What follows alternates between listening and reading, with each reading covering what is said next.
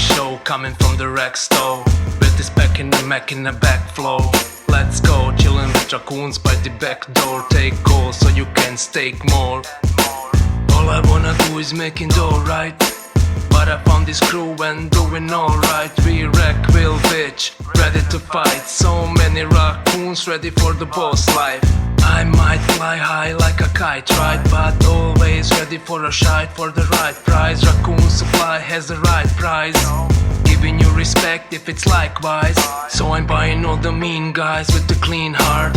Read between lies, laser beam through lean eyes. Warrior with clean lies, trash mouth, mean smile, be wise. NFT wise, fuck with these guys. It's the RAC lab from the back lab. 110 of these in my backpack. Crazy RAC lab from the stash app. RAC will take a lead in this haystack. It's the RAC lab from the back lab. Good morning, RAC FM. Today is Friday, April 21st, 2023, and this is everybody's favorite American morning breakfast show. I'm your announcer, Finn, and I'm just here. I just want to thank you. Now that's quiet. I just want to ask Robo one question only, and then I'll be out of here. Robo, what do you want?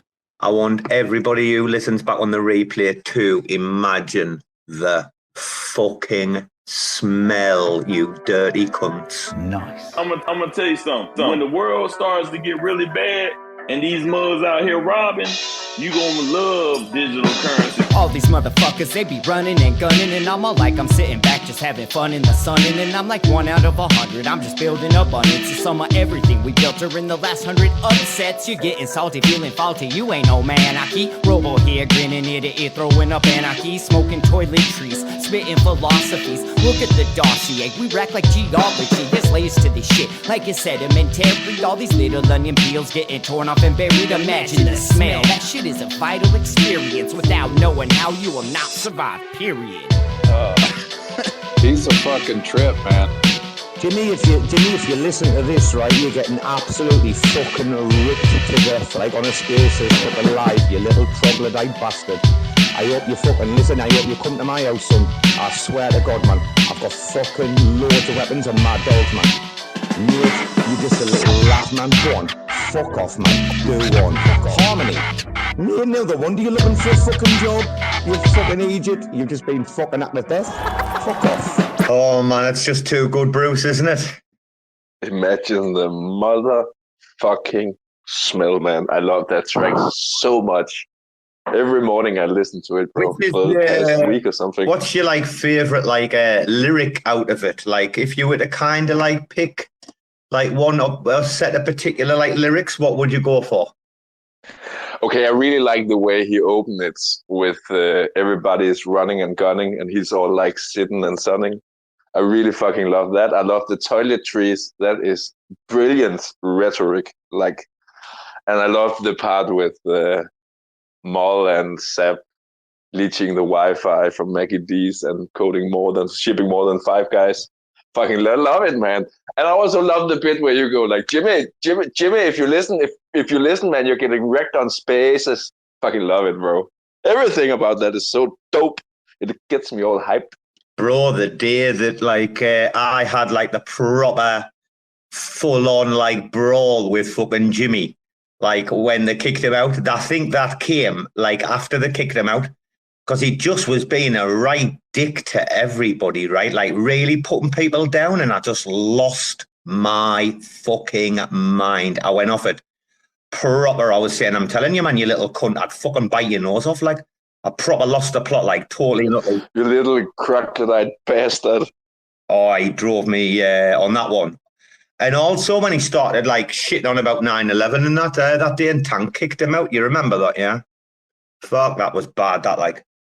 I don't remember that. I think that's before my time as well. I think you guys had a lot of spaces before I was even on Twitter. Do you know that we're over 90 episodes now, yeah? RAC FM. Jesus Christ, man, that should be celebrated. We'll be coming up to 100 soon, like within the next month, and I think that's fucking amazing. Like, and Do you know what? We're trying to slow it down, right, guys? For you guys in the audience, yeah, anyone can come up and speak, guys, tonight. It's not you can say it's a drop-in clinic. It's because we're all fucking hurting off like 4:20. Fucking hell, I think I went to bed at 4:20 and I was fucking teaching at 8:30. I mean, fucking life was in the fucking ruins this morning, man. My head was in the shed until about fucking 11:30, man. This morning I was in absolute pieces. So today is a bit of a dopaholic fucking recovery, like, isn't it? Yeah, is that what we call it? Oh, I don't know. I think a dopaholic recovery sounds nice. It's today's a Friday. It's a retreat. The sun is shining. 4:20 was yesterday. Today we drink some water. Dude, smoke the rest of the blunt that was left in the ashtray. Bro, when that rap went up last night and my work was done, man, I just started getting proper fucking hammered. Like, I can't even remember like what happened at the end of the night. Or what time did that Spaces finish, bro? We finished we did 4 hours, I think, something like that, right? Did we? Fucking hell. What about Omniflix fucking dropping the rap live on the show? That was so cool, man. But I think we made some miscommunication with Omniflix because it sounded like they were expecting one of us to come online and present it. Well, I was fucking in bed, me. How am I going to go on? That's up to you, lad. If you just want to sort that shit out, didn't be thinking I'm getting up at 3 a.m. You're going to fucking jump on a fucking stream with Liam. Give over. Well, we're going to have a word, Bruce. Oh, yeah, Robo, get up bed to talk to Liam at 3 o'clock in the morning. Fucking just can go and... I put the rap out. Hey, I did. How much work did I fucking do? Yeah, man. Yeah, you did way more than was ever asked of you, bro. It would have been great if they got Finn on. It would have been great if they got Finn on. Absolutely. I tried to get them on, but it was via the YouTube live chat, so that's maybe not the most... After, like, Liam was in pieces, wasn't he? Did you see Liam's face after the song finished? He didn't know what... Yeah, he was out of words, man. He has no clue where to go from there. He went... He went, I wasn't expecting that. That's for sure. And then tardigrades, because we've been talking to tardigrades, like, regularly. Yeah, he's a friend, right? Yeah. Yeah. Tardigrades is just a good one. Tardigrade's just in the background on the video laughing his fucking head off and he's like, oh my God, like he's just I can't stop laughing, dude. He's a good kid, him, like, isn't he? I like him. Like, I don't know. Yeah, I haven't talked that much with him personally, but I've seen his collection and his work, and he seems like a dude with a great work ethic, to be honest. That's always admirable. He's just very pleasant to talk to. And I think in this industry and what we see, I think this is like Ambedo and I had a conversation about Ethan Freer today. Like, he's such a fucking awkward fucking person when he does come out the shadows and actually speak, yeah? Like when I listen to him, he makes me fucking feel a bit uncomfortable, We were talking about that. Did you say that in the group chat today or not? Talking about wind, how they've been basically silence. Yeah, I saw that. Ever since they did the raw liquidity, blah, blah, blah, fucking Spaces, they've just went fucking radio silent, right? Yeah? Yep. I couldn't get an answer out of them regarding the LSD summit either. But yeah, like I say, tardigrades, getting back to the subject, he's just a mellow guy to get along with, you know what I mean? Let's see if we can, because Soy might be having problems with a new update. Don't worry, Soy, there's a fucked up update. But if you come up as like a core or something, or as a speaker, you might not want to speak, you might be working, but he declined. He's declined. Fucking hell. No, I think he approved it and got rucked and got booted. We've got a definite bug back in Twitter Spaces, bro, haven't we? Unfortunately, yeah. Did you remember to clean out the cache before logging into the account? Did, bro. I've just updated the app as well, Do you know that I had all of these problems on Joe's earlier until he put me up as a co-host right at the end, and then I could hear perfect. It's fucking starting again, man. Yeah. It's fucking starting again, man. The same bug as before. Somehow it's gone backwards as they put the new update in. Maybe it's because they're trying to find a bug in the code and then rewrite it and then go back to a older version of the code because that is the code they want to run. I don't know. I did some construction building for some big pharmaceutical companies, and the way they fucking did that, they didn't care about getting it right in the first place. They just cared about getting it there. So we would put up cables and all that shit, and then the next day we would get a new design plan where we had to take down all the cables and put it up in another place. And this was just keep continuing happening because they had like a bunch of millions to use and spend. Well, he's already shut down like one server, right? Yeah, he did. No, I didn't know that. I had 3 like gigantic like server like warehouses or whatever, right? I had 3 gigantic ones, and they shut one of them down. Right? He said that the other week. He needed money for SpaceX, right? Probably. Probably. But dude, you know why they need to get it sorted? And why they need to get it sorted like very fucking quickly? Is because it's all fucking business. I've seen some of the numbers on a space, right? Within like with like replays and stuff, like within, but it's like so many people like tuned in, and you're seeing like 340k tuning in live. Dude, that's absolutely ridiculous. Like if you've got the that's crazy numbers. It is crazy numbers. That's nonsense numbers. So imagine that you've got this much thirst to use the platform to be like spread this like knowledge and information and ideas and opinions in this way, right? And they kind of get the tech together. Do you see like the kind of like precipice that will be putting you on? It's like, fuck, you've got this tech that's like on the brink of setting the fucking entire world free, right? Any pleb can just jump up and do a space, right? Yeah? Don't have to go through all this production that you do and backgrounds and blah, blah, blah on like YouTube, right? You understand, yeah?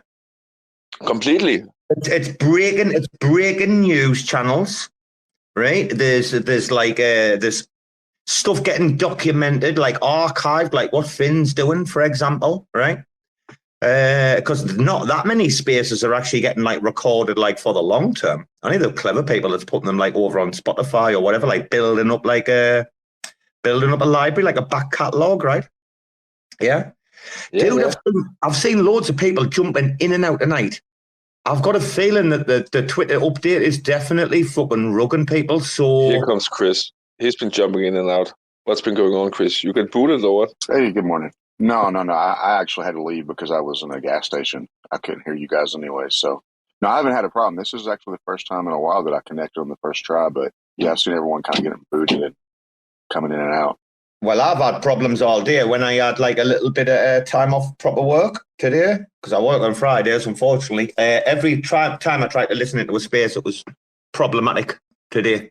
Cutting in and out. Jaws, I must have went in and out about 20 times.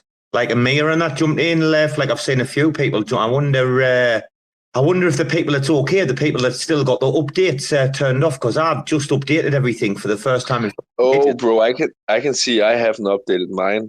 Maybe there's a new update that people haven't updated yet, and that's part of the problem. Have you still got the link for that, the 9.78 or whatever it was, no? Yeah, I must have somewhere, but I can also find it again. It should be fairly easy. Let's get back to crypto and let's get into fucking business, right? I know I didn't do an intro, Finn, but I did your rap, so be happy. What's, I've never even looked at Flix. What is Flix trading at right now? Do we know?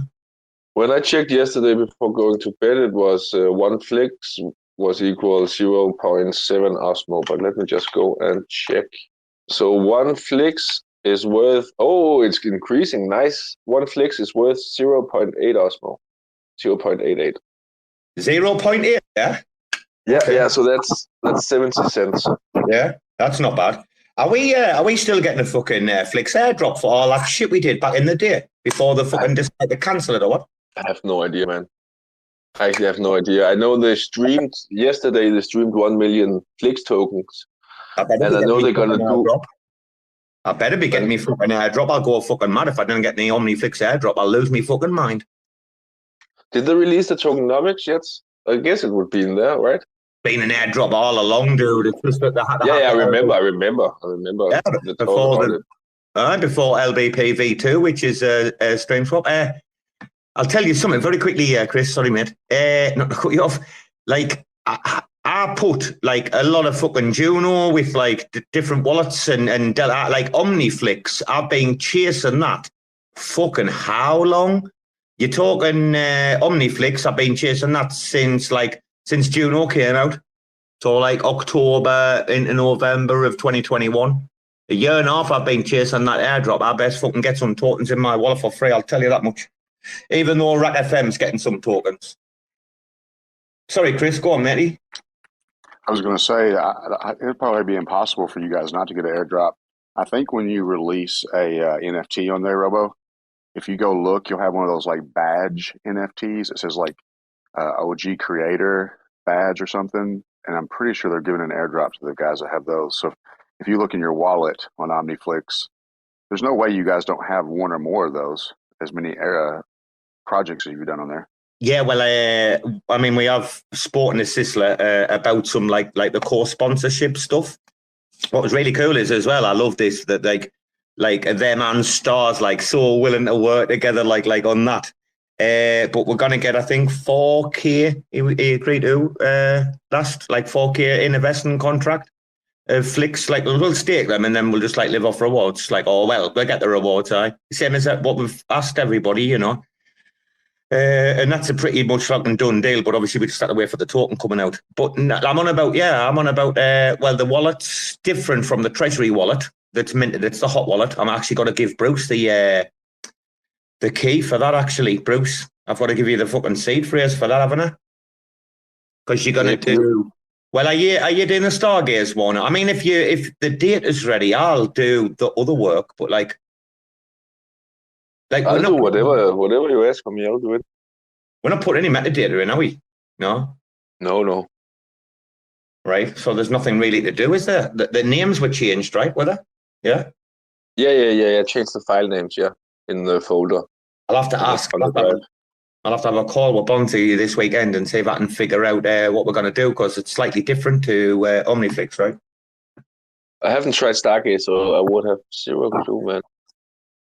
I have, in regards to like I've created it on the back end, but then I haven't like published it. Does that make sense? Like I went through like the uploading and blah blah blah. Yeah, okay. Just for it's locked and loaded. Yeah, but they use a different system. Like so you've got to manually upload it yourself, right, onto the cloud. Yeah. Unlike Omniflix, who do it for you. Through what is it? IFPS, Yeah, I don't know, man. I had to do everything myself on Omniflix. Yeah, but what he means, Bruce, is like on Omniflix, you're uploading the file to Omniflix.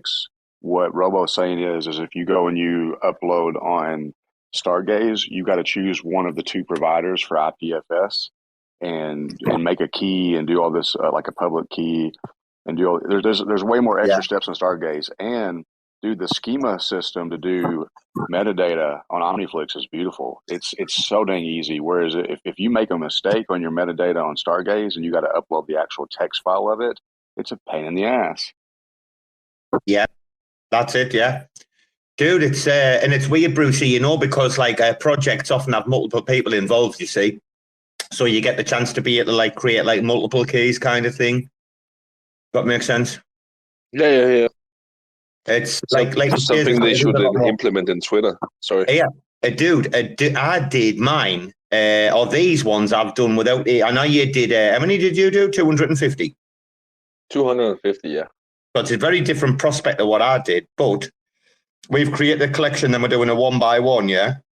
I didn't even have to go like and ask anybody for any help. It was that easy, and I was able to put like I think I've only got 6 pieces of metadata in. Like the event, the token ID, the artist, the license, what else? A couple of other things, right?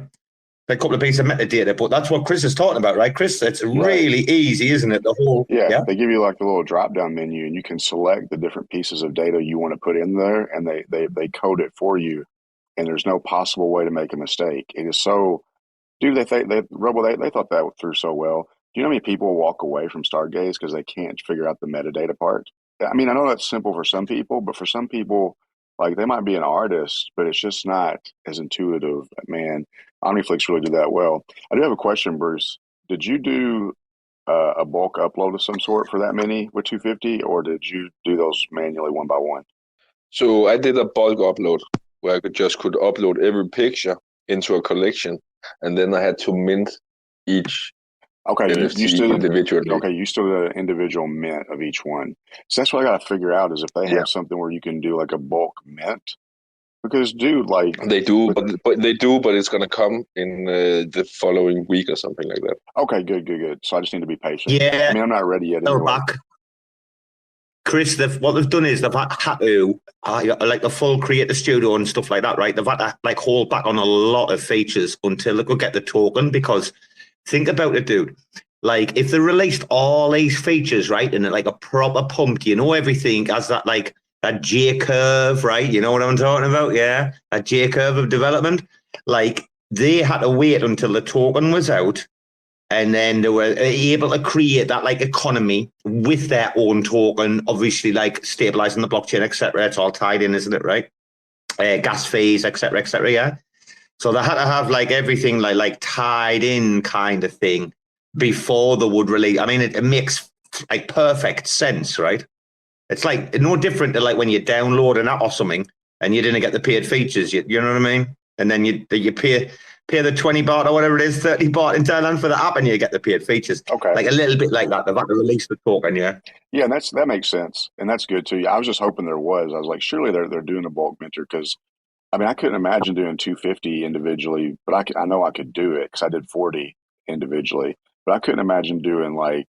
I think for the men's and women's collection I'm doing, dude, it's going to be like 30,000 NFTs. Like, I would pay a fee. I would pay a fee. I'd be willing to pay the fee. They could charge me, however much they want to charge me in Flix tokens, as long as I can like mint them all at once. It's worth it, right? I'm just going to say though, like Stargaze really, really, really need to get their fucking shit together as quickly as possible. And I mean that, like, in regards to, tokenomics. They're getting front-run left and right, Stargaze, at the moment. They better hurry up. Yeah, they better hurry up. You see, I've said this all along, I do not see them as competition for one another.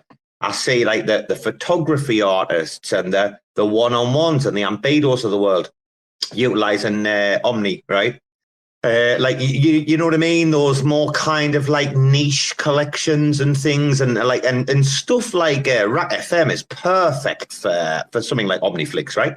Yeah, like we wouldn't be doing something like this with Stargaze, and I'm not saying how should we do proof of participation or whatever it's called, man, attendance on Stargaze? That would be difficult, right? Yeah, yep, correct. Totally and utterly correct. Yeah. Zero tooling for it on Stargaze. I said I was going to do the badge. A shout out to Bonzi just to say like thanks. Like I said, I would do the badge for like the NFT roundtable. Yeah. Yeah. Yep. When's that going to come? It can be kind of done. Do you know something, mate? I mean, I didn't I didn't have it like finished at the time because like I wanted to speak to someone and make sure that I was doing the right thing, but like I was asking for other help on other things like the wheelchair mafia at the time, and I didn't want to sound like a total pleb asking too many. Like, do you know what I'm talking about? Yeah, I absolutely know what you're talking about, bro. I'm asking for help on one thing. I'm not going to be like, oh, dude, there's another thing I'm a pleb at as well. But you know what I mean? We'll take our time. Hey, I couldn't believe like how easy it was to get a grip of JSON files though.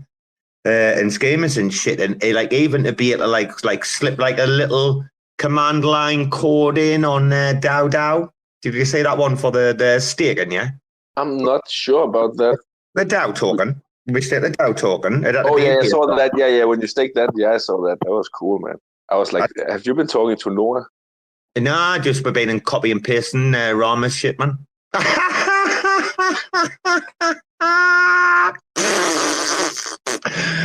Oh man, this game is so easy. No, it's not just that. Listen, go back and look at the DAOs, right? Like DAO or maybe even the comms DAO, right? Whatever. Look at the ones that's been around for a while, whether it be Signal or whatever. And like if you click in the props and you go down, you'll be able to look at the data, and you'll be able to like kind of figure out like how it works. Like the code line works. Is it the command line or code line? Code line. It's JSON. Yes, you're looking at is a JSON. No, fairly. easy. I mean, it's quite. I mean, there's other stuff that's difficult to do, but staking was pretty fucking easy. Like, put the contract address in, tell it to stake, tell it how much, and that's it, right? Like the command is just stake, right? If you go and look at the prop I put up. Yeah. It's easy, man. Well, for people who've never even looked at code ever in the fucking life, ever, not for one bit, like I know fucking nothing, me, I didn't study computers at fucking school or anything. Literally everything I've learned on a computer, like spreadsheets, everything from day one, self-taught. Autodidact.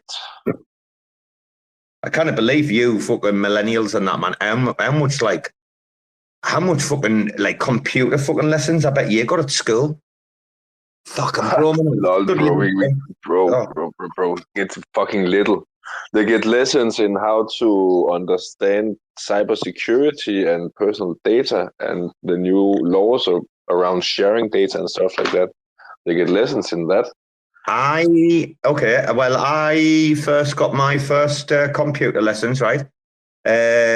Literally, dude, honest to God, fucking 1991, 1992, so before the internet. So, like, literally, all we had was we just went in this room and the teacher just didn't give a fuck, right? The teacher was like a right alcoholic, yeah? And literally the teacher was just like, I open this program up, it's called Paint. And that was it, bro. Like, Paint, Caterpillar. Like, bro, that was it. That's all we had. Hey, have you seen how many people keep coming in and leaving tonight? There's Matt from Archway just jumped in and like. It's because they lose the sound, man. Rascal, he wrote it, yeah. Yeah, bro, have you still got the link or not to the old version or not? This is because I'm telling you, I had problems all day, so I guarantee you, like, Chris, you haven't updated your app, have you? I'm pretty sure I have auto updates on Robo. You have auto updates there? Okay, interesting. Because, dude, I updated and then fucking today I've had, like, on 3 spaces, like, proper bad problems where it's just cutting out after, like, 5 seconds. Yeah, it's showing I have the Hey, latest version. what about Miss B Bands? Do we think Miss B Bands is proper hung over, yeah? She was wrecked. She wrecked herself in New York. New York wasn't good for her. I'm happy she enjoyed it. What does anybody listen? She was on a space like later on, wasn't she? Yeah. Did anybody catch that later on? No, I didn't listen to that. No, so you're talking about hungover from last night or what? Oh, from the 420, yeah. But she's not here today. She normally never misses the Friday show, right? Nope. B-Bands never misses a Friday show. Like, she only missed one when she went to New York for this year. That's the first one. So either she's proper hammered, right? Fuck, I'm telling you, I don't know how much weed you lot smoked yesterday, but fucking holy fuck, man. My hangover today was absolutely severe. Like, and I only drunk a couple of bottles, man, and I was butchered. Oh, here's your man, Bendy. Hello, Bendy, son. Hi, guys. How's it going? Oh, not bad, mate. How you doing? You fucking cracking kid, yeah, like. I like you right out in the community now. There's me wallet. There's me fucking DNS address. D, what you want? Bendy. Well, you know, to be fair, it's what I said I'd do. So, you know, I said I'd do it during the whole proposal stuff. I said, this is what I plan to do. And then you do it, and I don't give a shit. You know, it's good for people to see what you do. Rena's in his DMs. Rena's in his DMs like, Bendy, what the fuck you doing, you bastard?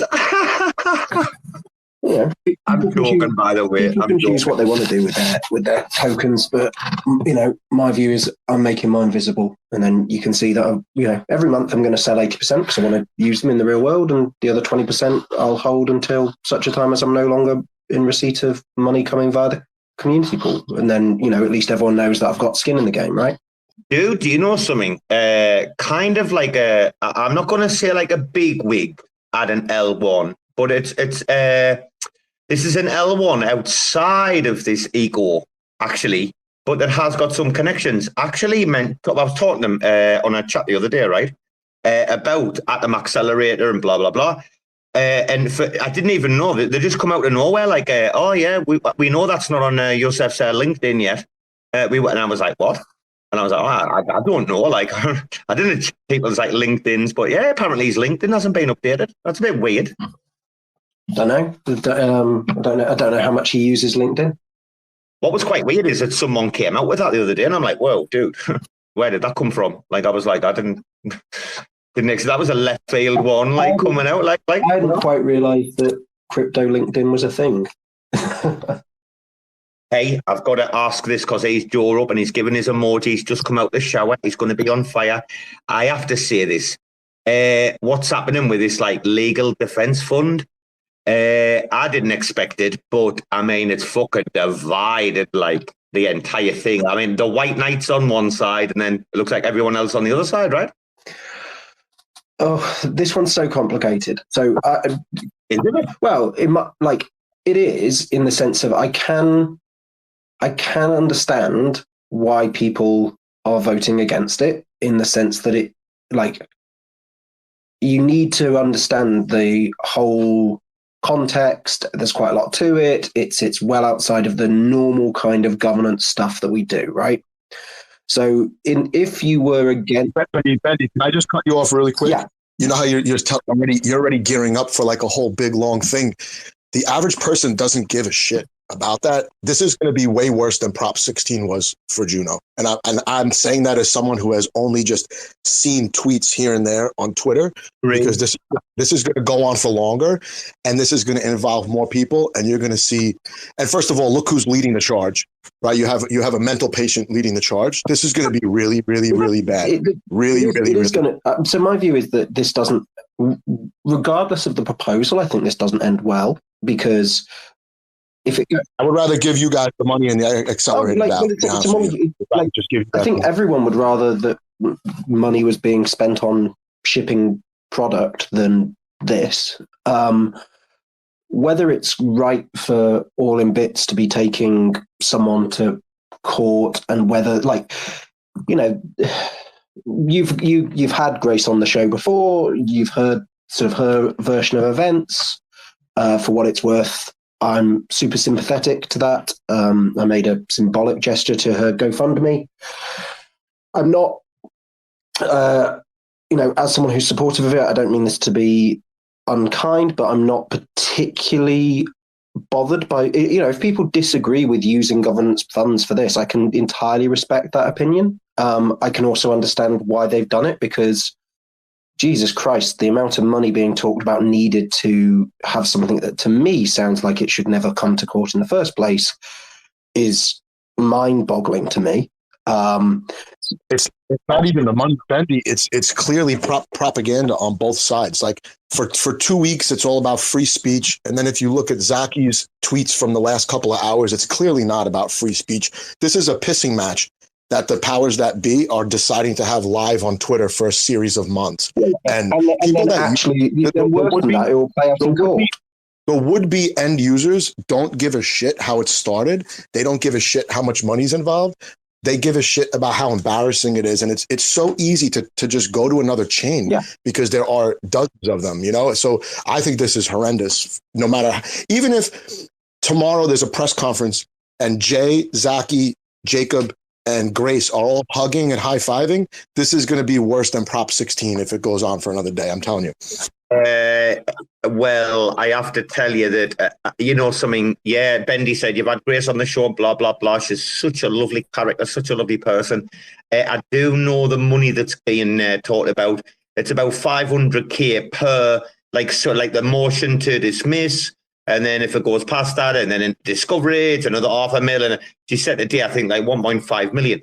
I get it all, right? I mean, they're only asking for like the first third. What's going to happen, like, if it goes past the next stage? Are they going to come back and ask for more? The thing is, what we need to think about this, and this is the point here, it doesn't matter how, just this is, 1 second, Bendy, it doesn't matter how just this is, or what the best intentions are, or, good and evil, right? People are just not going to fucking see that. All people can see is Jacob and a couple of others, like, gone overboard. I mean, he looks like an Islamic terrorist right now. I don't know what's going on with Jacob. Can someone tell him to shave that fucking beard off, please? Because he's scaring. He's scaring kids. Robo, I agree with you. I hope tomorrow. I don't want to get involved in this at all because I honestly don't care. I do not give a fuck. I don't care. Other people don't care. There's so much noise. They've done her more harm. They've done her more harm. She probably could have got. I'm telling you, she probably could have got a lot of fucking money without this. Like, she probably could have like. This has probably done Grace, I think, more harm than anything else. Like, and that fucking upsets me a little bit. Like, it's not even really about her because the average person doesn't know who she is. The average person knows exactly who Jay is. They know who Jake is. They know who Zaki is. And this is going to get coverage on Coin Bureau, possibly BitBoy, probably all of those publications, regardless of the outcome. This is going to say, hey, look, the Atom community did this. Are they going to start paying the devs' wives student loans next? Are we 3 props away from paying student loans? Right, that's your clear angle. I can see where you're coming from when you said, right, it's going to be worse than Prop 16. I totally get where you're coming from now. I can see that, like, that's your standpoint that you're looking on this, right? Bendy, what about you? What's your kind of one distinct, clear point on this? Viewpoint. So my biggest worry is what happens when this goes to court. So I don't really care about how the funds to defend Grace are raised. That people will have different opinions on how community pool should be used. Fine. What does bother me is when this comes to court, because I think all round it is a shit look for Cosmos. Because if it doesn't just go motion to dismiss and actually plays out like just all of the shit that we're seeing on Twitter at the moment plays out in a courtroom. And like, if you think this proposal is going to get attention from those kind of wider crypto influencers, just wait until you've got, Jay in court. That's going to be a much bigger thing. So the whole thing's shit. AIB shouldn't be bringing the lawsuit. Probably this proposal shouldn't be on chain. The whole thing, there is no win. I cannot think of a scenario now in which things get better for this, or for any individual involved. Yeah. I just don't think there is a good outcome.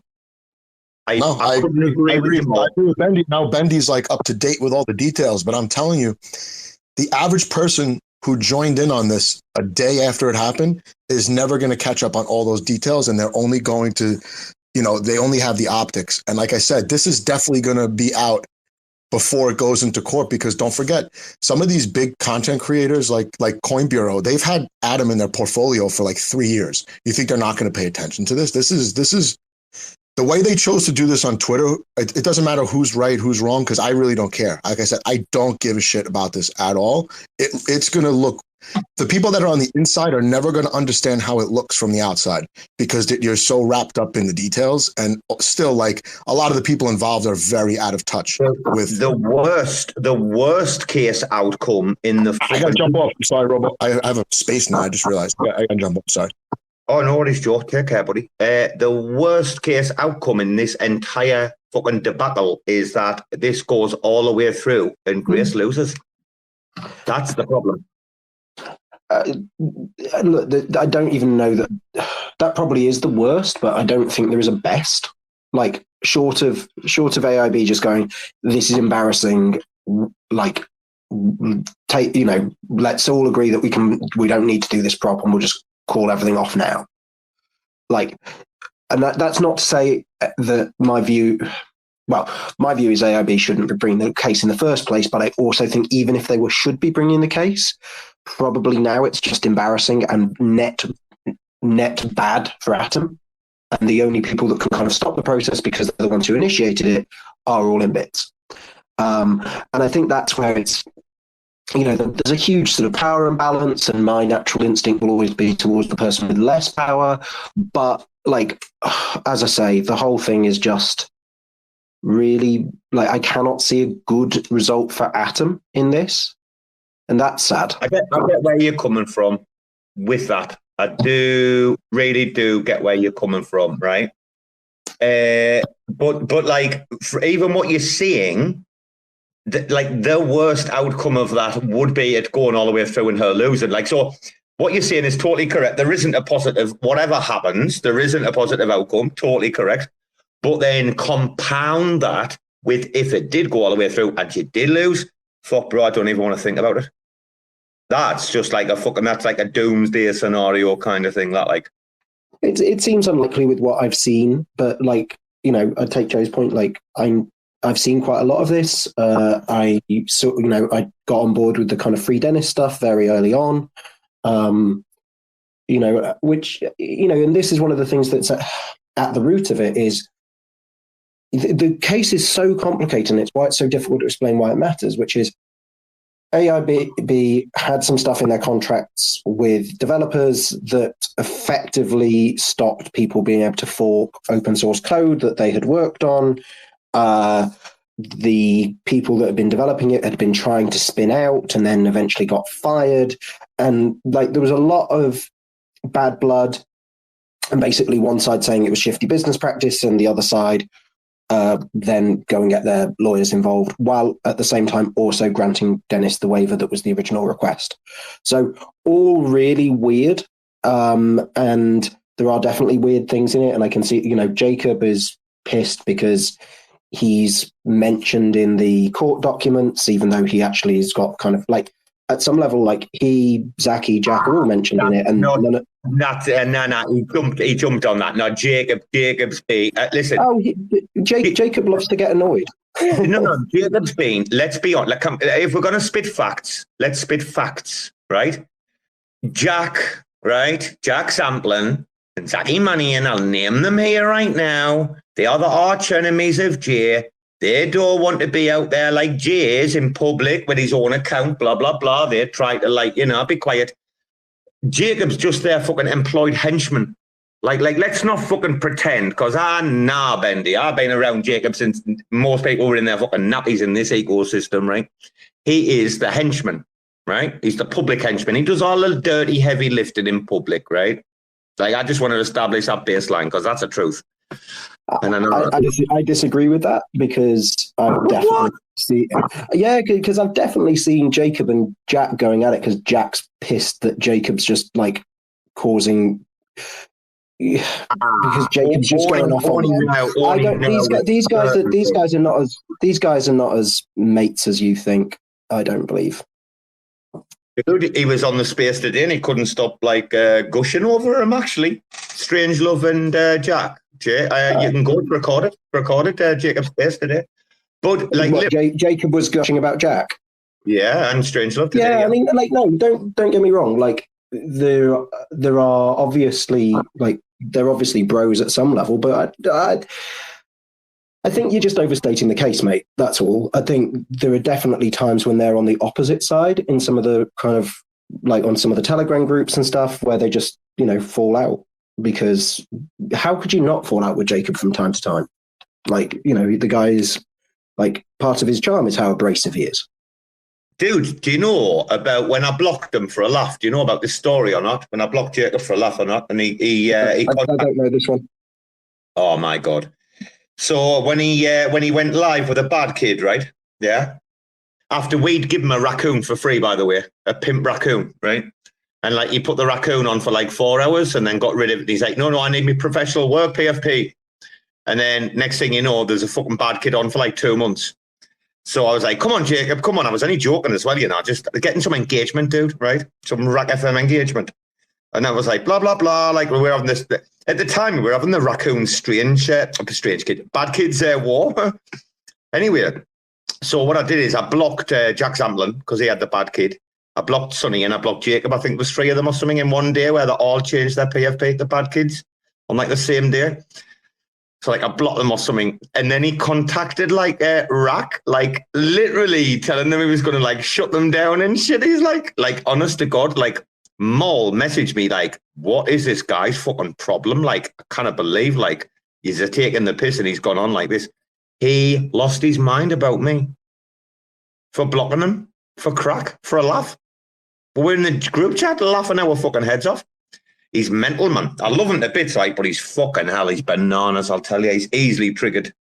I remember when I first encountered Jacob, I remember accusing him of being a bad actor because one of my things was just like, even when he's right, the way that he communicates gets people's backs up and puts people off.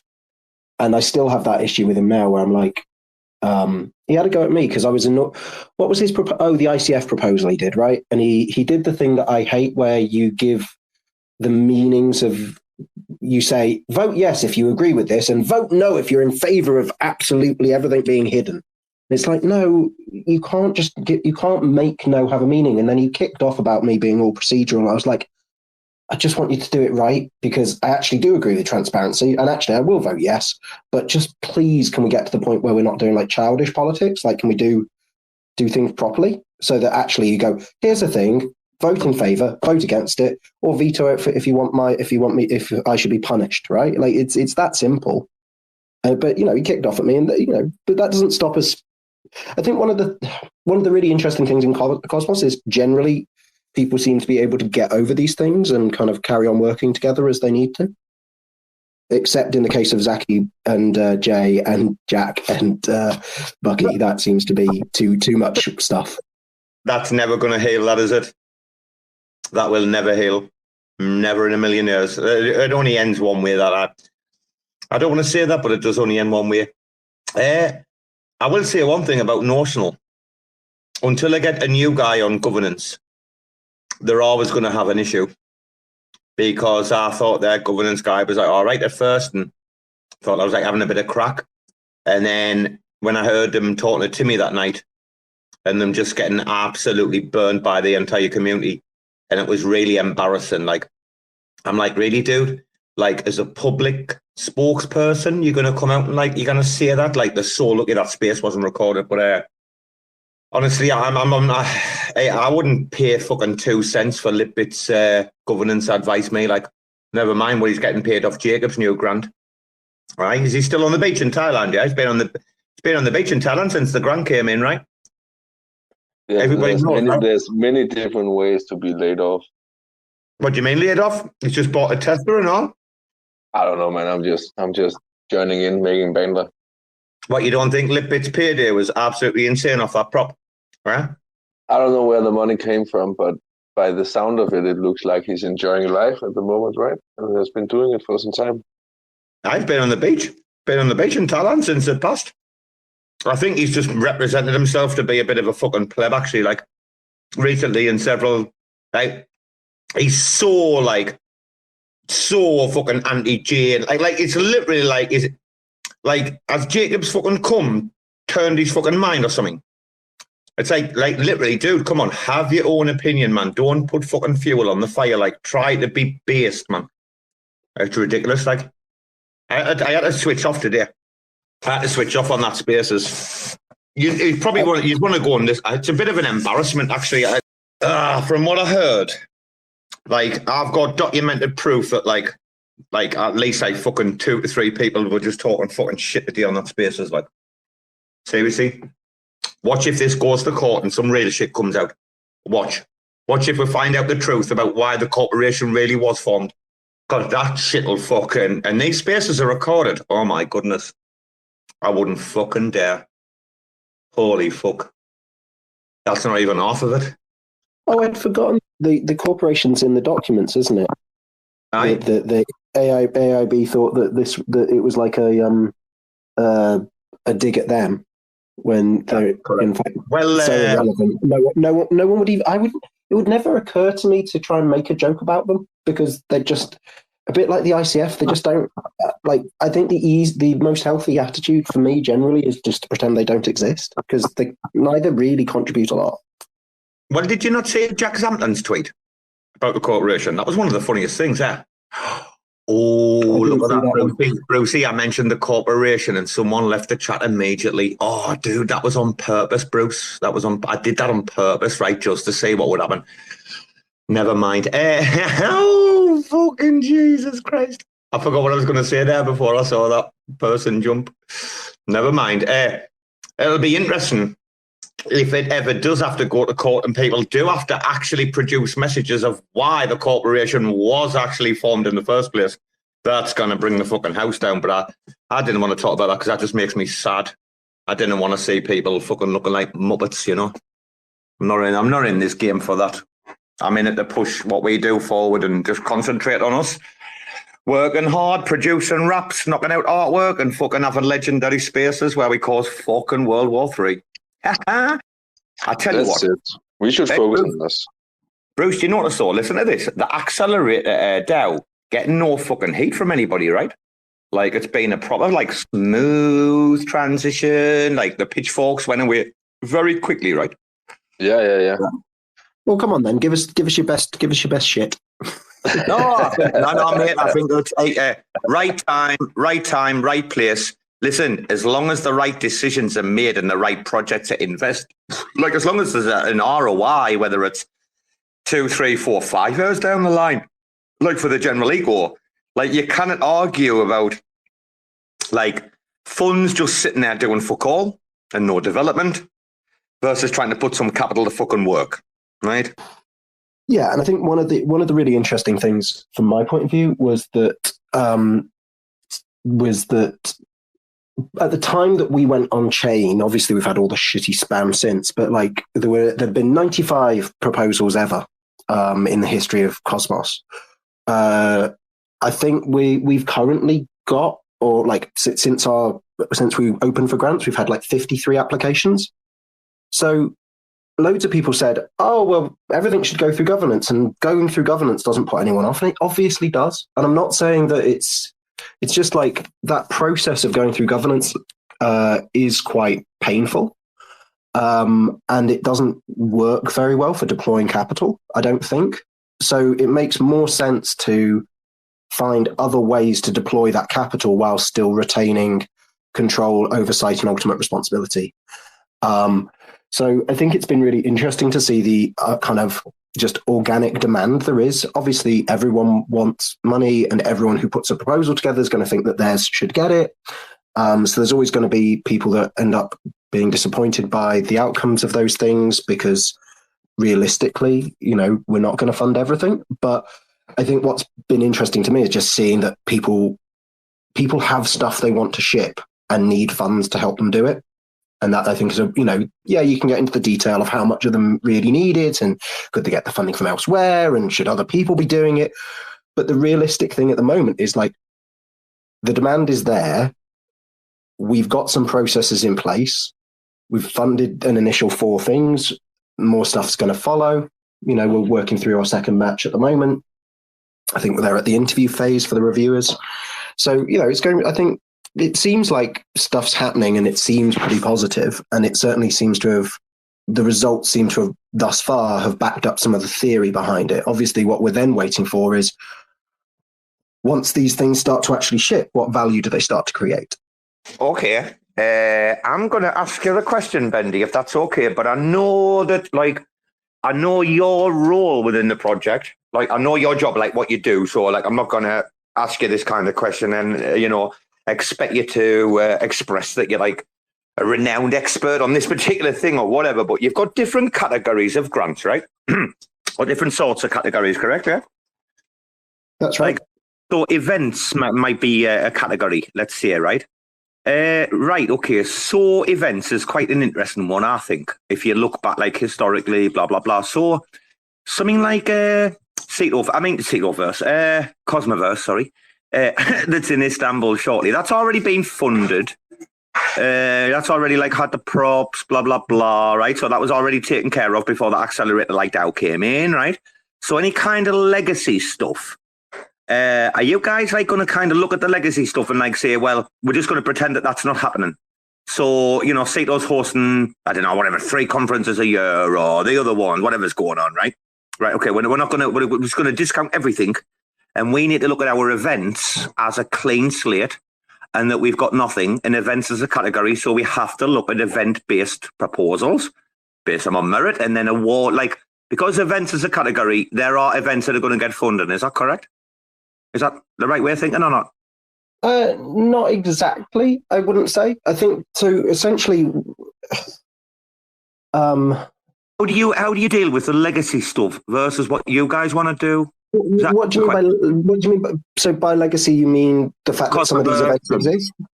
So Cosmoverse, they got. If I haven't looked at this recently, so hang on. I'm hoping I've got my facts straight here. They went and got funding both years, I think, from the hub. But that was effectively that was to be the lead sponsor of Cosmoverse, right? So there are branding opportunities and what have you. Now, they, I assume, are going to want to raise money again from sponsors. That's how events make their money. Whether they decide to go through governance, whether they decide to come to us, I don't know. That will be kind of for them to decide. And like, I'm more meant like, are you guys just going to have a clean slate and you're like, right, okay, outside, like not outside influences, but like outside viewpoints of, right, there are these like events, but we're accelerated there, we're our own thing. Like, you know, we have events as a category. We're not going to organise any events of our own, but like, so we have funded one, right? Or a series of them. So this is one of the grants is for a series of events, one a month, taking place in Italy at various universities, speaking to people studying sort of relevant qualifications and effectively trying to shield them on A, Web3, and B, Cosmos. Now, is Dimmy or Rob Stack involved in either one of them? Is that? I think it's Dimmy. Yeah. So Dimmy's involved in it. I don't know who else personally. I just remembered it because when I was typing the information in for the website. Because just for the clarity of other people listening, I'm not a reviewer, so I don't read any of the grants applications. I just do some of the admin stuff on the back end afterwards. But like that one makes sense to me in the sense that the potential upside of getting like a couple of devs per year into the ecosystem is actually quite a lot when you consider what a small number of developers we really have. So the cost on that, I think it's like $9,600. So no one, you know, it just covers people to go around, do the organization and, you know, organize these little bits and pieces. But the upside's quite significant if you can get some really good people out of those courses. So there are events like that are kind of small fry. I don't think it matters what's happening in relation to the rest of the space because they're very targeted.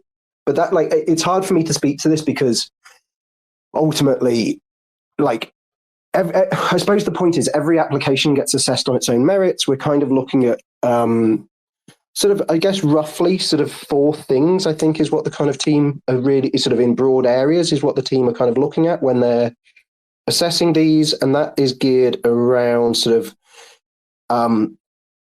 the quality of the team involved or the people involved, sort of how much relevant experience, commitment to Cosmos, those kind of things.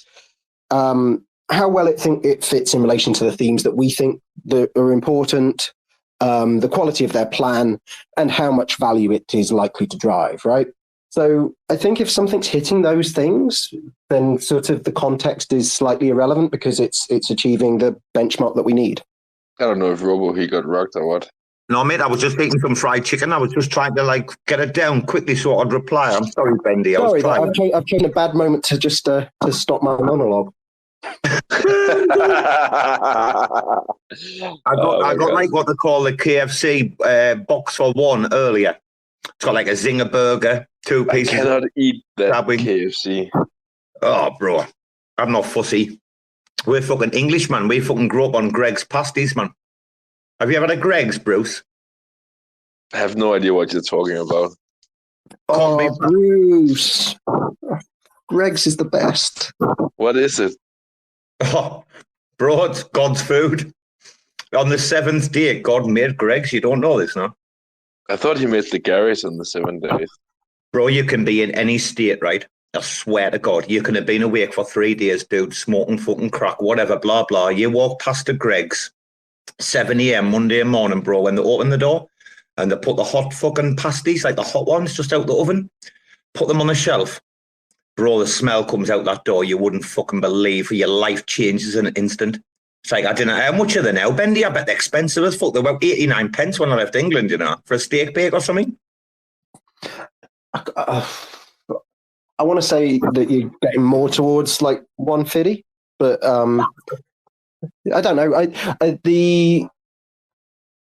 steak bakes and vanilla slices powered me through university. That was my good choice. I'll tell you what, steak bakes, this was me go-to, right? For Greg's, I swear to God, right? I'll be getting the Red Bull. I'll be on a Red Bull before I was walking in there a bit wrecked. I'd have one steak bake, one corned beef pasty, one sausage roll. Oh, bro. That's again, probably for Bruce's benefit, it's important to stress there was zero steak in a steak bake. I'm sitting and looking at pictures of it right now. No way. With 2 G's. Yeah. Greg's Bakery. Hey, wait a minute. You've got to ask Bendy about this.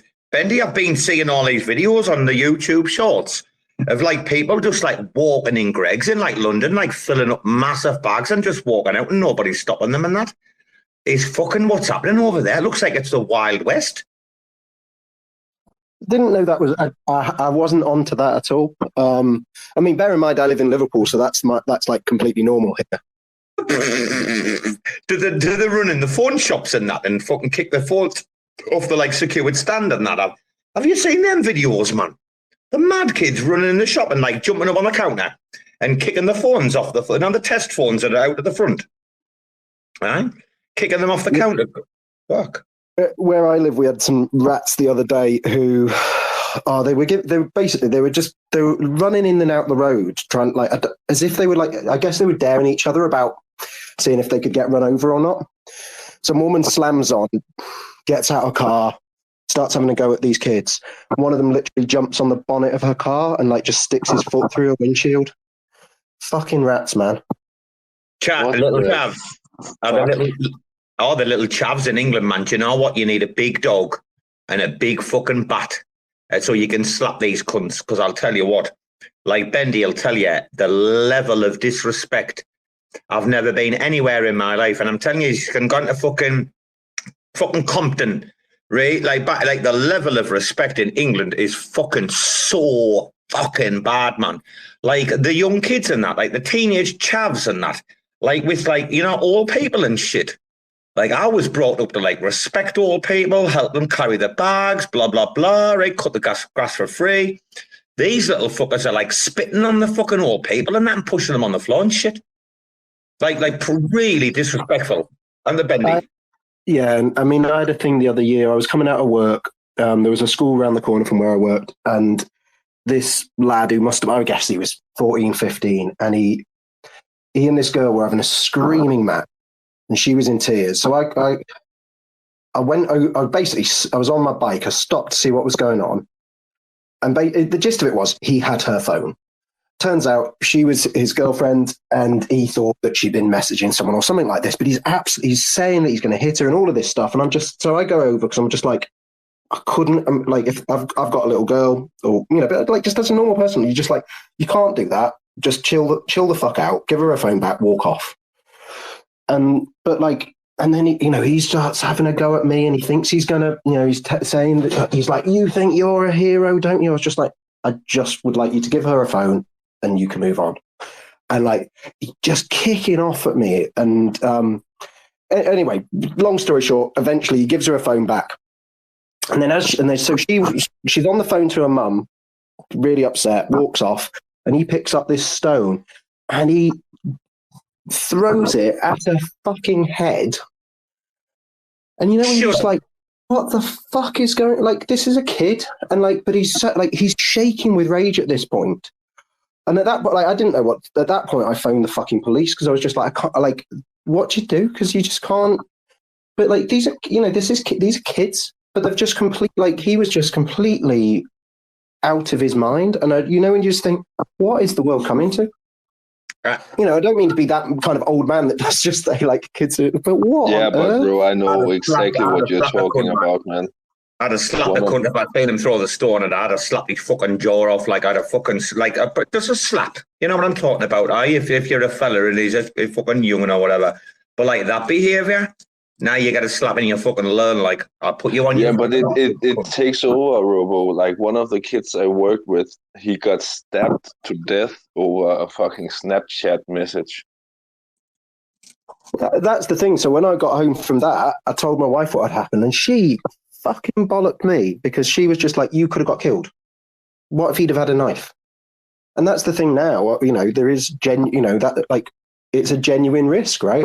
Certainly in the UK, they do a lot of work against it and all of this stuff, but the rates on knife crime are still shooting up. So it's terrifying. Dude, knife crime was fucking all over when I was a fucking kid, man. I've been stabbed 4 times. Yeah, but I've heard the way you speak. I can understand that. I've been stabbed on 4 separate occasions, but on like the separate occasions, like I've been stabbed multiple times, I know.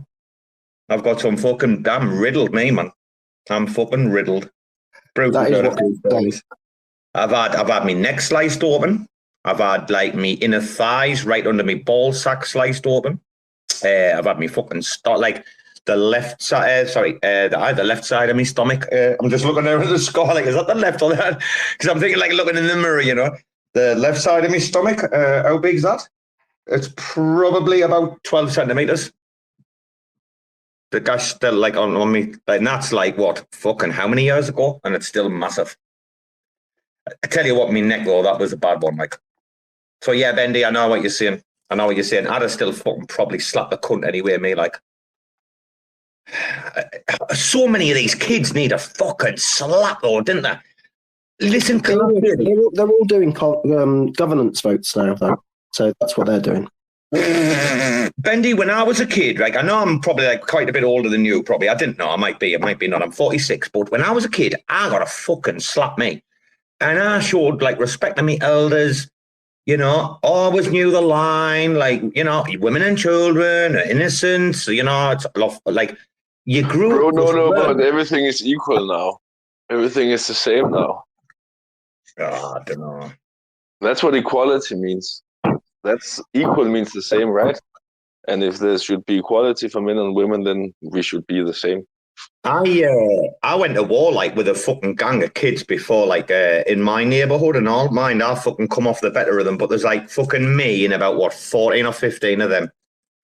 And what happened is, where I lived in my street in Grindon, right in Sunderland, on the opposite side there was these like bungalows, but they were like, you know, like the Navy, what they call them again, the Navy widow, like bungalows and shit, and some of them for like the old fellas, like the service housing. Yeah, service housing. But some of them were for what they call the merchant navy. I don't know if anyone knows like about what the British merchant navy is, right? We have the exact same thing in Denmark, man, with those houses and the navy. There you go. So you know what I'm talking about. Dude, absolutely. We used to use a lot of foreigners on the merchant navy, right?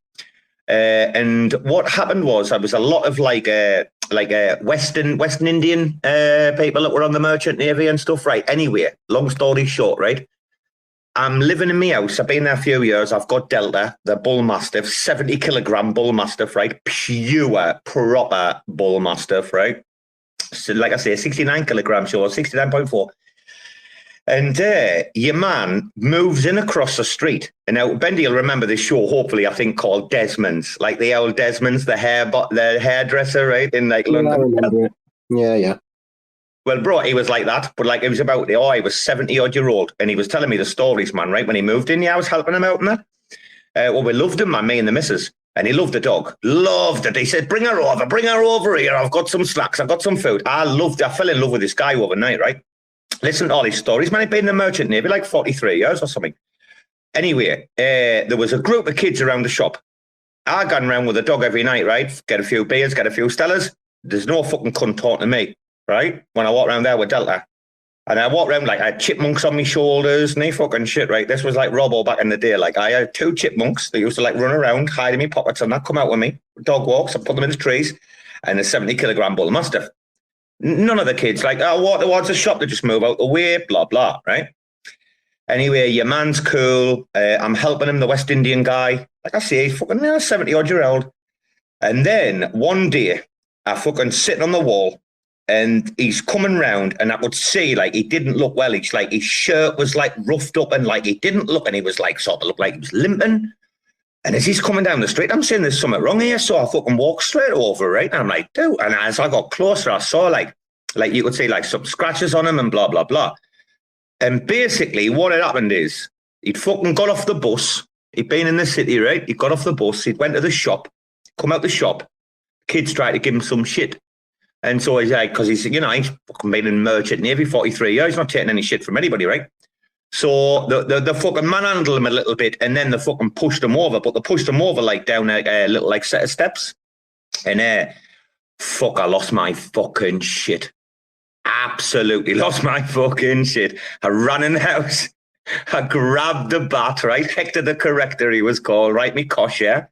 Hector the Corrector, like was inscribed, me mate inscribed in it, right? With like the fucking hot iron, you know? Hector the Corrector, a.k.a. Hard Strokes 2. That's what me bat was called, like a cosh with a lead, like a lead-filled end, if anyone knows, right? It's drilled out, bored out, and like lead put in the end. It was fucking lethal. I ran in, I grabbed the bat, grabbed the fucking dog.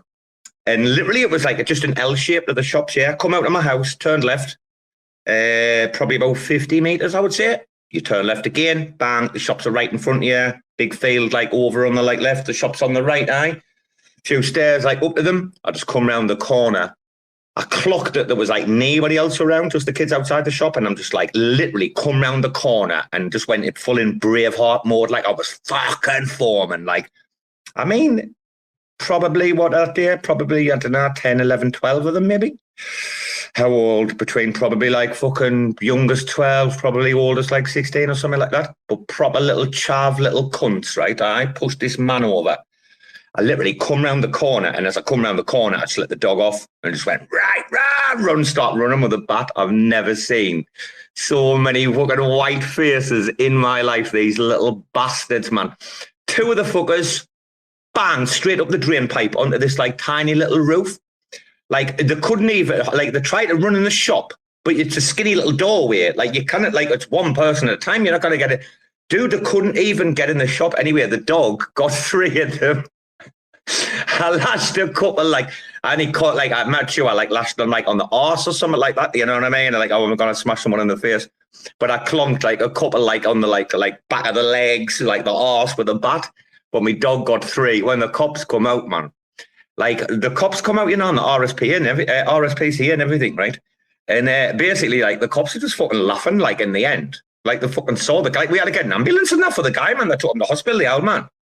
The cops were fucking foaming, but they were laughing their heads off like they didn't give a fuck. They're like, good. Delta took like nice little fucking chunks out of people's fucking ankles that day. Like, I fucking hate these little cunts, me, that's got no respect. Like, that's what I mean about when I was a kid. I got a clip. I learned like you pay. This man, a foreigner, from another country, served 43 years in the British Merchant Navy. Fucking, and then they're pushing him down some stairs. Nah. So anyway, mate, Bendy, there you go. Chavs. Like, we call them chavs, don't we, yeah? Absolutely. Although in Liverpool you also get scallies. Oh, scallies. Oh, and you get Neds, you know, up in Glasgow you get Neds, right? Oh my God, I'm dying over here over your reaction. Ah, scallies. Oh, sounds scallies. like scallops. You don't like scallops? Scallies are really bad. Do you know what it is? Yeah, that's Bendy, right? In Liverpool, yeah, they're all the women and that. They all go to the fucking shops in the supermarket in the pajamas and that, you know. The pajamas and the Ugg boots. Oh, absolutely. Like if it's at the weekend, you'll see them. They'll still be doing it, but they'll have all their hair done already. So they'll have that they'll have their hair in curlers for the night out, but they'll still be in their pajamas. Sounds cozy, man. Sounds cozy. Bendy, you know what's the fucking park called in Speke beside the airport? It's not Roundhay Park. Fuck, that's Leeds, isn't it?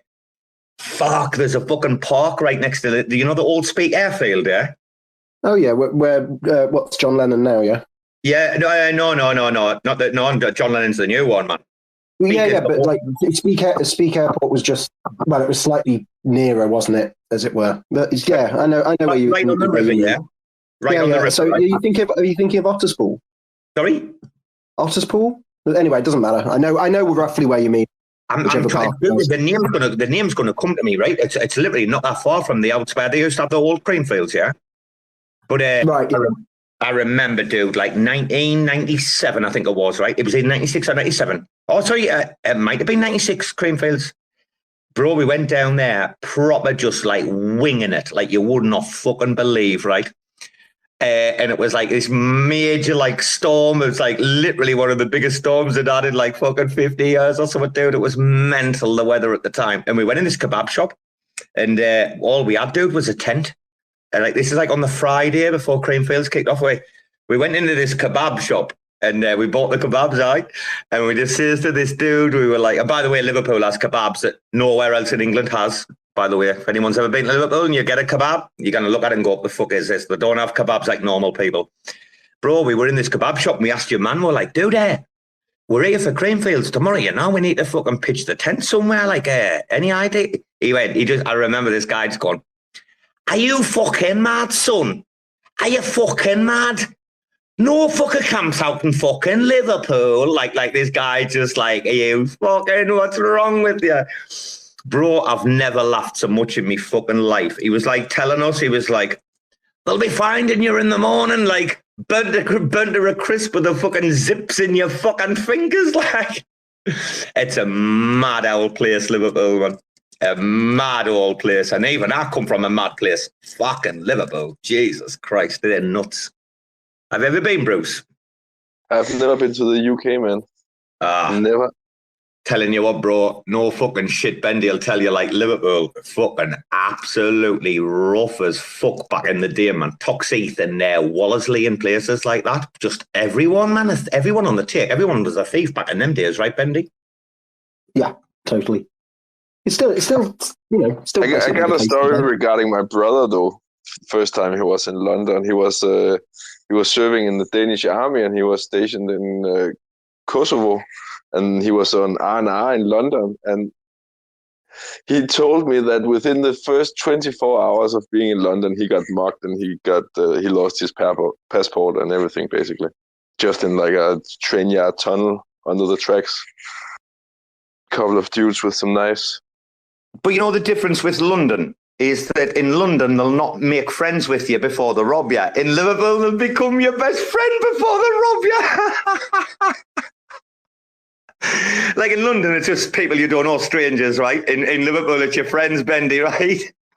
Oh, like, so you still get it now, basically. So when the new footballers come over, they get put up in these places, and everyone, like, basically, you know the houses that the new footballers get put into. So because everyone's got onto where they are, and then people just basically hang around. So that all these young lads who've come over from overseas, they don't have any mates, and they go, hey, we can help you out, we'll sort you out. And they are into them for so much money. And they just, and it's just like, you can, like, it's so easy to just, I've got a couple of people I know, and they made thousands just being like, oh yeah, I'll sort you out with that. Just, give us your card. And then they just, It's I don't know. It's just one of those. It's the culture in Liverpool. Everyone just is, like, it's funny. Everyone's out for themselves, but it's also one of the friendliest.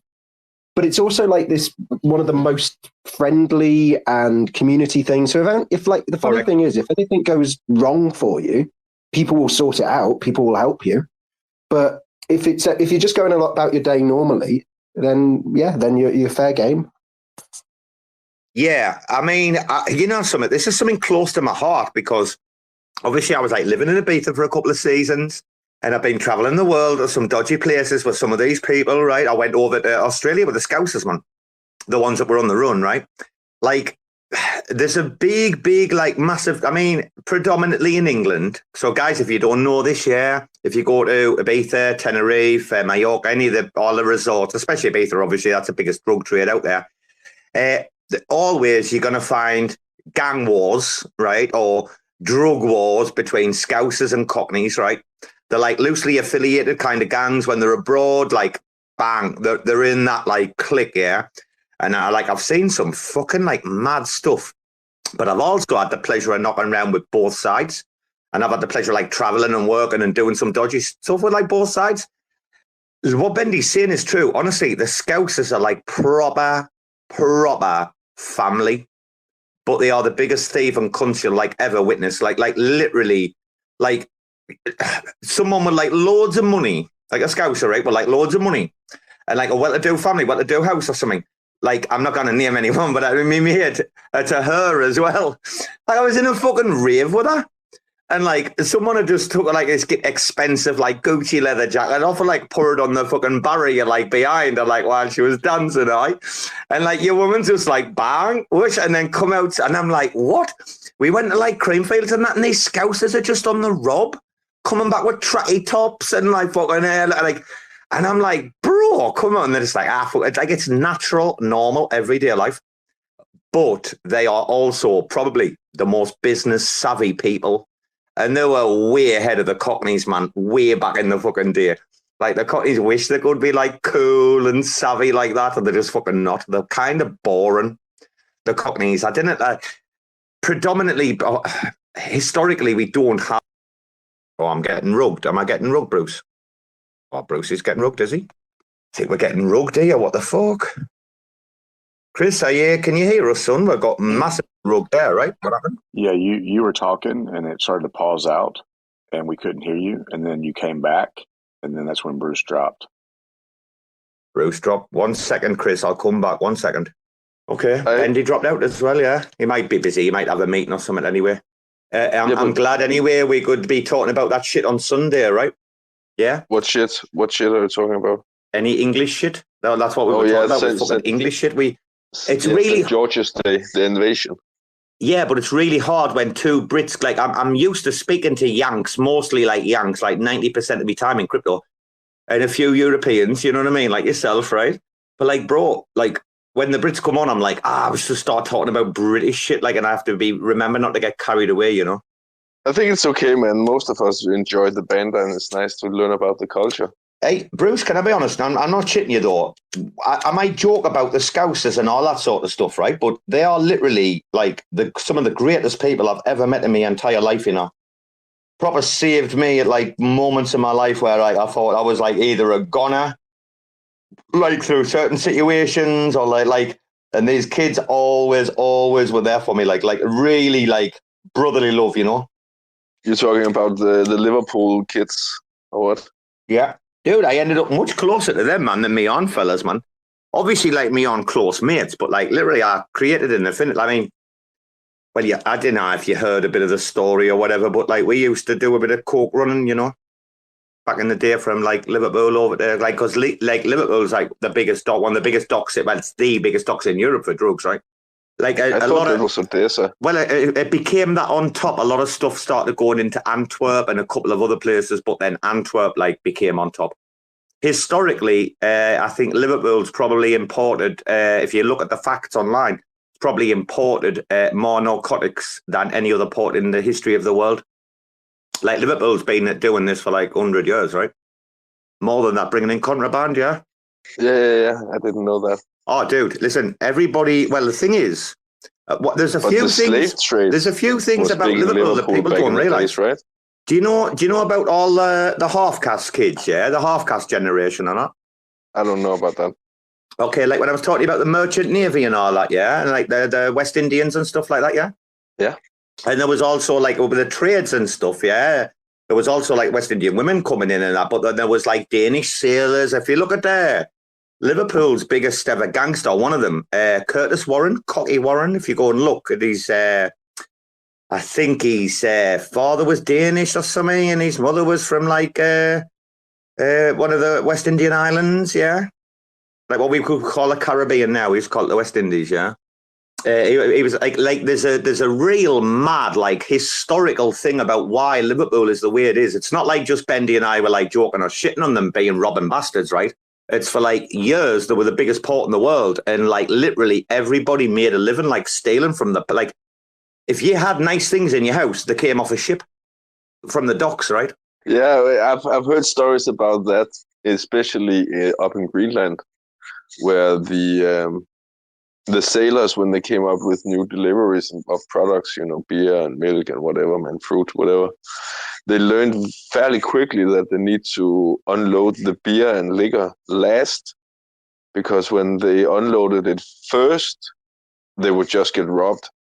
So when they unloaded it last, they could just leave the harbor and get to safety on the ship. And then they didn't care about the goods because they would wait for the alcohol and liquor to be unloaded before robbing the sailors. Bruce, you can always fucking tell, right? Like people who've grew up like on and around docks, yeah? Like our docks, Sunderland City Centre docks, I mean, with shipbuilders, like I'm talking like, we've got like, we're on the North Sea, right? We've got an insanely like massive, like deep river. We used to, build ships like up river and launch them down the river, yeah? Like if you've grown up anywhere near the docks, you've known all about like pilfering and things off the back of a lorry and like the illegal black money or black market, like sort of stuff. Like it goes with the territory. Every fucking docks gets robbed, Yeah, of course, man, because the dock is where there's a lot of trade and a lot of money. And also there's different laws at docks, right? Some of them are like tax-free zones and all this shit. When the Sicilian mafia came over originally, when they started coming into America, right, in the late 1800s, yeah? Do you know that the docks was like the first places that they went to, right? To be able to like sort of like implement and start to take over, yeah? And by the way, they weren't the mafia what you think like of these days. They were all like independent, like mad, like vigilante or fucking hitmen people. Like there was no like proper Cosa Nostra, right? There was just like the vows of silence and shit that they had, yeah? You know about the story of like Sicily? Do you know the proper story? Have you ever historically researched Sicily or not? I haven't that much. I know some history with being... There was something with the Sicilians being like Italian outcasts, right? Well, they're basically like just the Italian government, yeah, in Rome, basically just like left them to kind of like police themselves. And it was mad, like, in these landowners, and like that's where like isn't it the word vendetta comes from, right? It's like these mad landowners, man, like had to hire these people, like these gunslingers, to be able to like come in and fix their problems for them. Like basically in Sicily in the 1800s, there's some real mad, like proper stories and histories like behind it. Like you'd be really surprised. It's an amazing story. But yeah, man, dude, when they came over, people like, what's he called? Anastasia. I forgot his first name. Yeah, you know the early days of like Lucky Luciano, Mielansky. You know what I'm talking about? They're not the real old school, like the Murder Inc. days or not? I don't know about that. Albert, that's the guy you need to look at. Albert Anastasia. You find him. The one that he went to the, I think he went to the electric chair, and he actually managed to get relieved in the end. They did a mad thing. He fucked himself up though in the end, him. But he was one of the like proper, like on the docks. He killed a fella on the docks, like early days, like 1920 or something. Killed a fella. Like this was way before like the mafia was even a proper thing, right? But dude, you wanna read his story. So he's an American mobster, right? He's Italian. But he was a member of the American mafia. Well, it became naturalized though, didn't all the Sicilians and the Italians all became like naturalized, right? Like they all ended up American citizens, yeah? Like they got passports like straight away. Anyway, this guy, I was reading about Albert Anastasia. He was born under the name. Do you know like one of the fucking maddest things he used to do to his victims? You know, like when they used to get the people who hadn't paid them and they used to have to torture them or something, right? Go on. You know what I'm talking about, right? Yeah, of course I know what you're talking about. Like a standover guy. This is one of the maddest like tortures or anything I've ever heard though, right? So, listen to this. You know gonorrhea, yeah? I think it was gonorrhea, right? It's gonorrhea, yeah? So, I'm sure it's either gonorrhea or syphilis, one of them. It's the one that makes you go blind, actually. But listen to this. So, you know that like back in the day, they didn't have the medical treatment. I think it was gonorrhea, actually, this one. And like basically your dick would explode, right? Before they had like the meds and stuff, you know, back in the day, the proper stuff, right? That's crazy, bro. But wait, dude, listen to this. So in the hospitals, you know, the nurses and that, yeah, they would try to like, you know, clean up the people that had like it's either, I'll have to go and look, it's either gonorrhea or syphilis. I just can't remember which one. But back in the day, in the like 1920s, this was really bad, right? They didn't have the stuff we have today to be able to take care of it, right? So basically, they used to have these like awful like wounds and stuff like on the genitalia, blah blah. And the nurses and then the hospitals used to use like the cloth to clean it up and that. Yeah. Yeah, of course, I know what you're talking about. Back then, do you know what they're supposed to do? They're supposed to burn the cloths, right? Like that's what they thought they had to do with the cloths. So Albert Anastasia used to like get them from the hospital, and he used to buy like the dirty washed cloths. And then he, in his like little warehouse, he used to get the people in, he used to yank them up by the hands on the chains, yeah? And then he used to get the cloths out, like with his gloves on and that, and then put them on the people as like blindfolds and then just go and leave them there, hanging there for like a couple of days. So they'd like very, very, very quickly, like obviously like lose their sight, blah, blah. Like it goes, like it's like, your membrane goes straight in, starts fucking you up straight away, yeah? Yep. They'd lose their eyesight like very quickly, but like it wouldn't take long for them basically to die like proper evil. That's fucking nasty, man. That's fucking nasty. Dude, one of the worst I've ever heard of out of every like work, like bad thing like that. Bruce, have you read a book called The Iceman before, not? No, but I've heard about the Iceman. I think I've seen a documentary about him. Okay, you might have seen the HBO thing that he did, yeah? The Iceman interview. Yeah. Richard Kuklinski, yeah? Fuck, bro. This has got to be one of the most insane. Yeah, but this is so heavy, such heavy subjects, bro, man. I'm lying here in my bed trying to relax and chill, and you just want to talk about torture and gonorrhea, man, in the eyes. Mate, let's change the subject. We were talking about fucking British chavs 2 minutes ago. Now, man, do you know why? There's not much happening in crypto right now. It's pretty quiet, right? Whale is going up, man. Pepe is going up. I saw a dude that turned $27 into almost $1 million on Pepe. Bro, I've got DMs, people saying like they were listening in for 3 minutes. Oh, look at this home pleb. Like, dude, how many comments of people not being able to fucking get in on the spaces? Wow. So many, man. We have 7 listeners from the browser. Looks like. Wow. Okay. Did you notice where I was trying to take the conversation earlier with Mr. Bendy, no? With the atom accelerator? Yeah, but particularly with the events. Yeah. So did you know where I was going to steer that conversation, did you?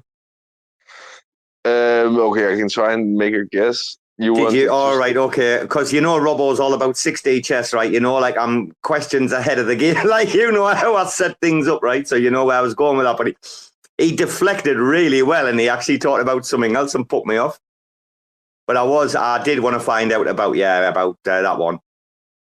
Because I think that's a winner. Even though it's not, like, if it's sold as, like, bringing new users on board, that's bullshit. Like, it's just a get-together for people who are actually real community members and not, like, just devs, you know what I mean? So, yeah, but he did, okay, so he didn't say get new users. In his defense, he said to get new devs. Oh, no, he was talking about the one in Italy, that one. That was Bendy talking about the one in Italy. I'm talking about something else. Okay. I'm talking about the one in Tennessee the tank's putting on, right? Yeah, that would be nice. That's what I mean, That's why I was trying to say about getting away from the legacy stuff, right? Did you not pick up on where I was going with that one, no? No, I thought you were going another direction. But I think it's Cheng's idea. NFT Nashville is a fucking great initiative, man. Yeah, mate, I totally agree. Because you know why? It'll give them a lot of credibility. The accelerated DAO, right? But also, it gives a chance for like a lot of the actual like community members to be able to like come together rather than just the normal fucking people who you see at everyone, right? The people are getting paid to go to everyone, right? You know what I mean? I know what you mean. But also, I think it's very important for it not to be billed as being there to, because Bendy kept mentioning about like onboarding as well, though. Like, you're not going to onboard anybody at fucking Nashville. Like, let's be honest. Like, that's an event for all the people who are already into Go, right? But absolutely, it's not the goal of Nashville either to onboard people. If somebody gets onboarded, great, man. That would be awesome, but that's not the purpose of it, as you said. It should happen. I don't even know what the ask is because it's not an on-chain proposal, right? Right, dude, listen. Dude, where is the dude, proposal? listen, wait. I've now got 10 people now, all commenting DM or Discord to say Spaces is bad for them. Now, we've got so many here. I'm guessing these are the people who haven't got their automatic updates on. Therefore, they're on the older version, and it's working fine. Because you just said you didn't update, right? I didn't update, but when I came in this time, I couldn't hear shit, bro. B-Bands is even like, okay. So you know what we need to do? No, we need to go into emergency issues, right? Bruce, I thought some Dow videos were going up on the RAC FM official YouTube channel. Yeah, bro, but I was looking for that watermark file edition you talked about. I couldn't find it. Oh, that's the one I sent in your DMs. What DMs? I sent in Discord DMs. I sent you the video about days ago, but I told you that it was fucked up a little bit. Yeah, so I think I'm just gonna pop up the. You haven't seen the Discord DM from me, no? How bad are you? No, I haven't. Oh my God. I haven't. Right. Okay. What do we need to do? I'm gonna go. Okay, you're gonna. I'm going out of my bed now. I'm gonna go to the computer and then I'm gonna see if it's even there. What do we need to do? Do we need to tell everybody that there's a Twitter bug again and that they need to put this app on? Yeah. Yeah. Bro, you sent nothing to me in the Twitter and Discord DMs. Bro, are you fucking serious? I bet I can go and find it. If you can, man, then I would love it because I can't find it. That's all I need. Oh, who've I sent it to? Yeah, exactly. Oh, fuck. Right, wait a minute. Twitter update, yeah. Should I try and close down the app and then update mine and come back in? Twitter. No. I'm going to post the link to the old one that we know works. Bro, yeah. But you don't know. You don't know if that fix still works. Dude, no one's had a problem for fucking weeks. And then tonight everyone's had a problem and people started having problems like 2 days ago. And I've had problems all day. It's fucked. And now it is. I'm not going to take the chance. I'm not going to fuck any more spaces up. I'm just going to go back the old version, me, and wait. It's evident. B-Bands hasn't had a problem for weeks, right? Last year I've had some problems. Bro, I couldn't get into your space today, man. I got 5 seconds of sound, 5 seconds of nothing. 5 seconds of sound, 5 seconds of nothing. Yeah, I don't know, bro. I'm just not that confident that the fix that we used last time by going back to the old version necessarily works this time. That's just what I'm trying to say. Bro, I'm telling you, I was having this so bad. Like, I do that. 3 spaces today I jumped in and out of where it was all happening at the same time. And it only fixed it when Joe brought me up as a co-host. We've seen, like, people, like, it's doing it for them until they come up with a speaker. Yeah, I'm not discussing, like, I'm not arguing if there's a bug or not. I'm just saying I'm not sure if the fix we used last time to go back to that specific version will work this time. We can test it out for sure, but why wouldn't it? Because it was the only one that was working.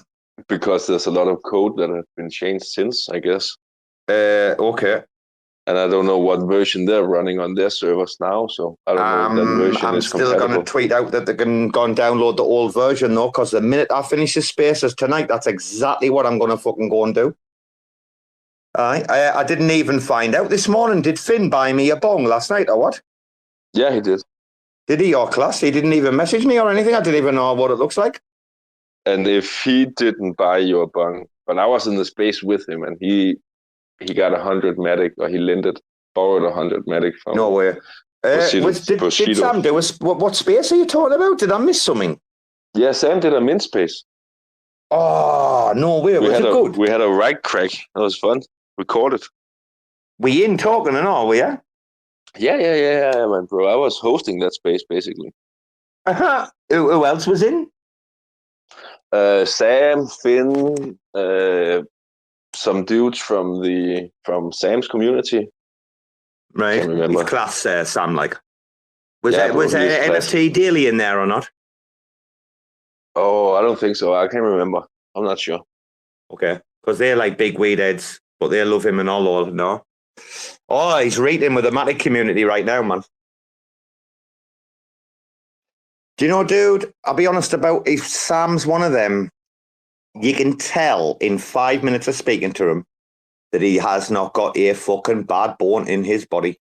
He's like the kind of kid where you're going out for like a pint or you know what I mean? You might meet the kid at work or something on your first day or blah, blah. You'll get out the pint and you're like, he hasn't got a bad bone in his body. Do you know what I mean? Not like us. Yeah, absolutely. Easy to connect with that guy. He's pretty open. Doesn't seem like a guy that is trying to hide anything. Oh, he's class. And you know what, dude? He's not afraid to come and like talking, like ask for advice or like this or that. Like, you know what I mean? He's really like open. Great fucking kid. Like, he's going to be on the St. George's special on Sunday, I think. Oh, that would be nice, bro. I'm glad we're having a little bit of a rest. We didn't have like anybody lined up tonight. I said to Bitch Shack, if you want to drop in on a Friday, we're going to make it a bit more casual. You're welcome to, like, but I didn't like invite anybody or anything and I'm glad we're having a little bit of a break after the work we're trying to put in the background. I know we need to keep making shows, but I was kind of glad, like, Czech said, well, do you want to come on our show instead? I was like, oh, well, okay, we'll take that, you know. And, like, even hooking up this Dow thing, fucking hell. Have you got any word of no yet or not? Yeah, he messaged me this morning that he sent me his answer in the last oh my god, the previous answer he sent me that I shared with you, he put in the wrong time zone. So yeah, I thought so. Didn't I say it to you? Didn't when you sent me that message? Didn't I say it to you? Exactly. He's on PST, you know. Yeah, exactly. And he messaged me back. I was wondering, like, what was going on there. Right, okay. So, right, okay. You know what fucking days I'm not available, right? Yep. So I'm 6 hours ahead of you, or 5 hours, whatever it is. Am I 5 hours ahead of you, Bruce? I'm 6 hours ahead of my mother, so I must be 5 hours ahead of you, right?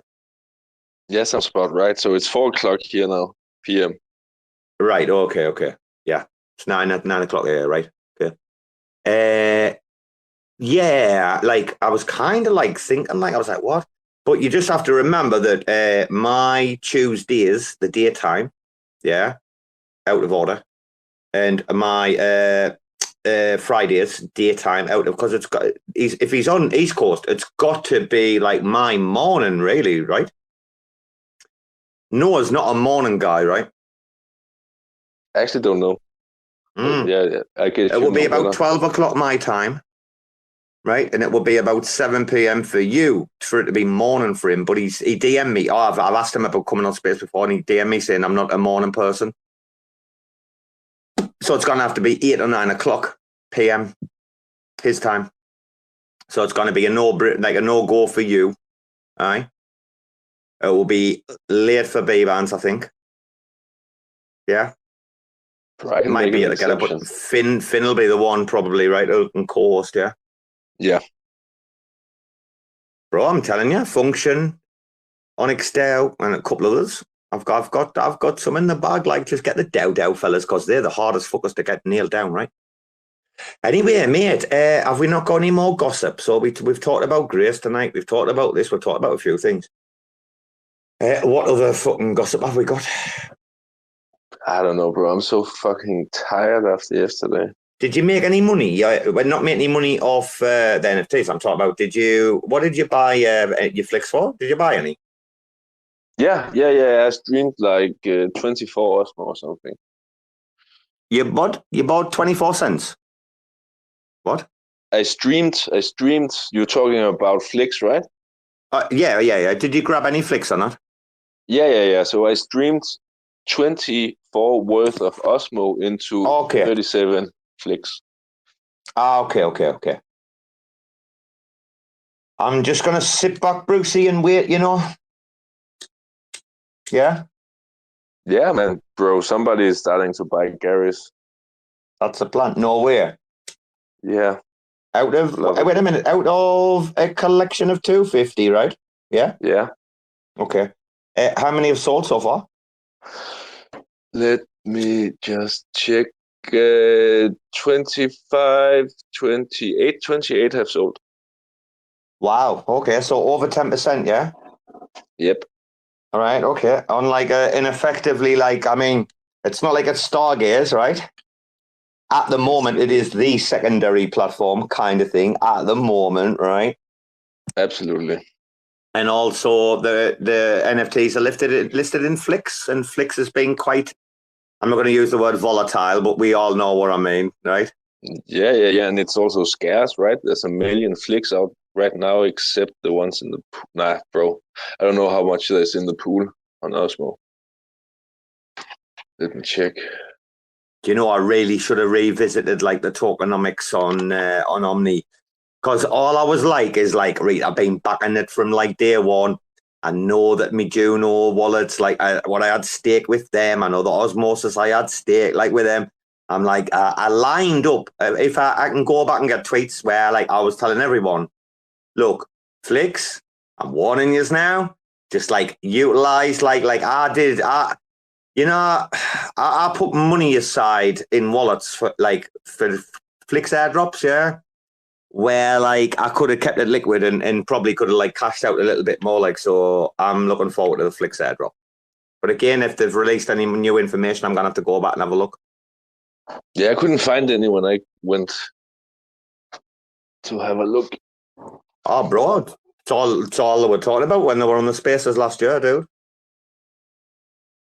But you can't do the airdrop unless you have the IBC channels. The relay is disconnected with Osmosis. You can't like do an airdrop and then kind of like you can do it on Stream Swap. But the problem was with Liquidity LBP, right? V1, which was the original thing before Stream Swap.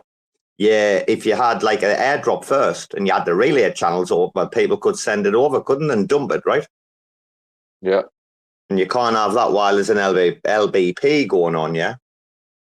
Nah, that's no good, bro. Well, that's what Lum did. That's what happened with Lum. So I think Lum were the first LBP ever on Osmosis. In fact, I'm pretty sure Lum were the first ever. And literally, that's like, well, Jacob's like claim to fame. He had like less than 2K followers at the time. He went to like 10K in like about fucking 2 weeks or something after that. That's when he restarted the relay to teach them the lesson. Do you know about that or not? I didn't know about that. Quick overview. Lum did the airdrop.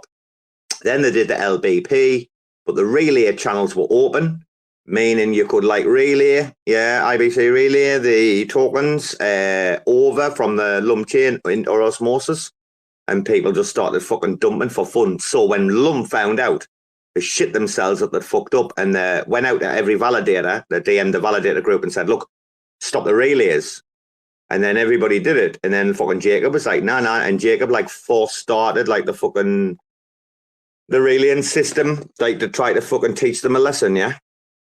If you just kind of Jacob's timeline and you would search like Lum, you'll be able to go back and see like how many tweets. And that's when they came out and attacked him like publicly. That was the first time that all that like history shit came out on like Twitter. Publicly. That was the first time. Talking about... Do you know what I mean? Lum. You know Lum, the chain, LUM. Yeah. I know. They did the first ever LBP on Osmosis, right? Yeah, There was only like 3 or 4 or something, wasn't there? Comdex, Stars, and Lum. But Lum fucked up big time. That's what made Jacob's name, though. Was that? I don't know what to say to it, bro, man. Well, shitty. So many fucking mistakes has been made, but the important thing to remember is that like Sonny's taken like 12 months to launch this. Isn't that the important thing, no? Stream Swap. Yeah, I think so, man. They're being very diligent about it. 12 months ago, Omni were uber committed to using what at the time was called LBP2. I thought we had this story last week, right, with Mia, yeah? Yep. Like, it was like, we interviewed them. And interviewed Sisler for like 3 hours 12 months ago. And it was like, nah, LBP2, this is how it has to work. This is how we want to get the token out for the people that want to like invest and want to be engaged, blah, blah, which is exactly what they're doing. But man, 12 months it's taken for LBP2 to come out, dude. Sonny doesn't work quick, right? Sorry, Sonny. Nah, bro, man. That's true. He's been, I don't know if slow, but I don't know what he's been doing. But Oh, sometimes Jacob when I lost look his at mind. sometimes when I look at the raccoon diffs, right, I wonder what's going on the other teams. Jacob lost his mind, didn't he, that night? When I on the space. Oh my goodness! With dead right. Can you remember that or not? When I put the tweet in the nest. Yeah. I remember it was the whole fucking open source, man. Jacob floating around in space. It was hilarious. So, right, that night, and it's taped, guys. You know, you can go and listen if you want. That was the whole Kujira crack, right? And like your man's in full fucking swing, man. Oh, it was mental. Oh, look, who's come? Yeah, wait a minute. Here we go. Hey, Soy. Soy, have you reset your Twitter or what? Hello? Hello, mate. You good? Loads of people have got a Twitter bug again, you know, Soy. Yeah, I had one earlier on. I couldn't join your space. I had to drop out. But it seems like I've joined this one. It's just thrown me up as speaker. And yeah, it seems to be working okay. Oh, mate, so many fucking people have got problems like B bands, like it's all because they've just updated it, you know. So, have you got automatic updates switched on? Have you? Yeah, I would have thought so.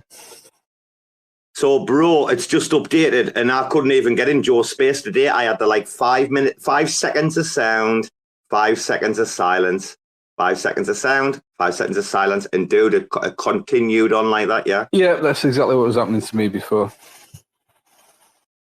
Mate, we're just actually tonight, and we've been really based, Soy, like we always try to be. Yeah, we're talking about this. I can't remember which number it is. Prop 7. Is it 791 or something? Or yeah, there's that many. Yeah, 791. Right. I mean, it's a difficult call, Soy. Would you agree? Most people I'm speaking to are like, "Come on, bro, this is like ridiculous." Like. Yeah, I don't think it's that difficult to call. It's just a clear no for me. Okay. Is it a no with veto on the prop itself? Or is it just a plain no? I think it's probably not a veto. I mean, I don't know. What is a veto, right? Is it just sort of like a really strong no? Is it for spam? I don't consider it a spam proposal. I just consider it a bad proposal that we shouldn't be funding. It's quite interesting to see who were very, very quick yeses, who were very quick no's, very quick no with vetoes, and also I mean, we've seen how long people like Stargate, SG, we've seen how long these people can take to make a decision on something. I'm quite surprised at how some of the big guns came out in the way they did. Now, inclusion, going yes, that didn't surprise me. Obviously, that's Zaki, right? Informer went no, right? Yeah. Strange Love went abstain, so wanting to help Coram, but we didn't want to get it. You know what Jack's like? There you go again. I mean, it's quite interesting to watch how this is playing out right now. You know, very fucking interesting.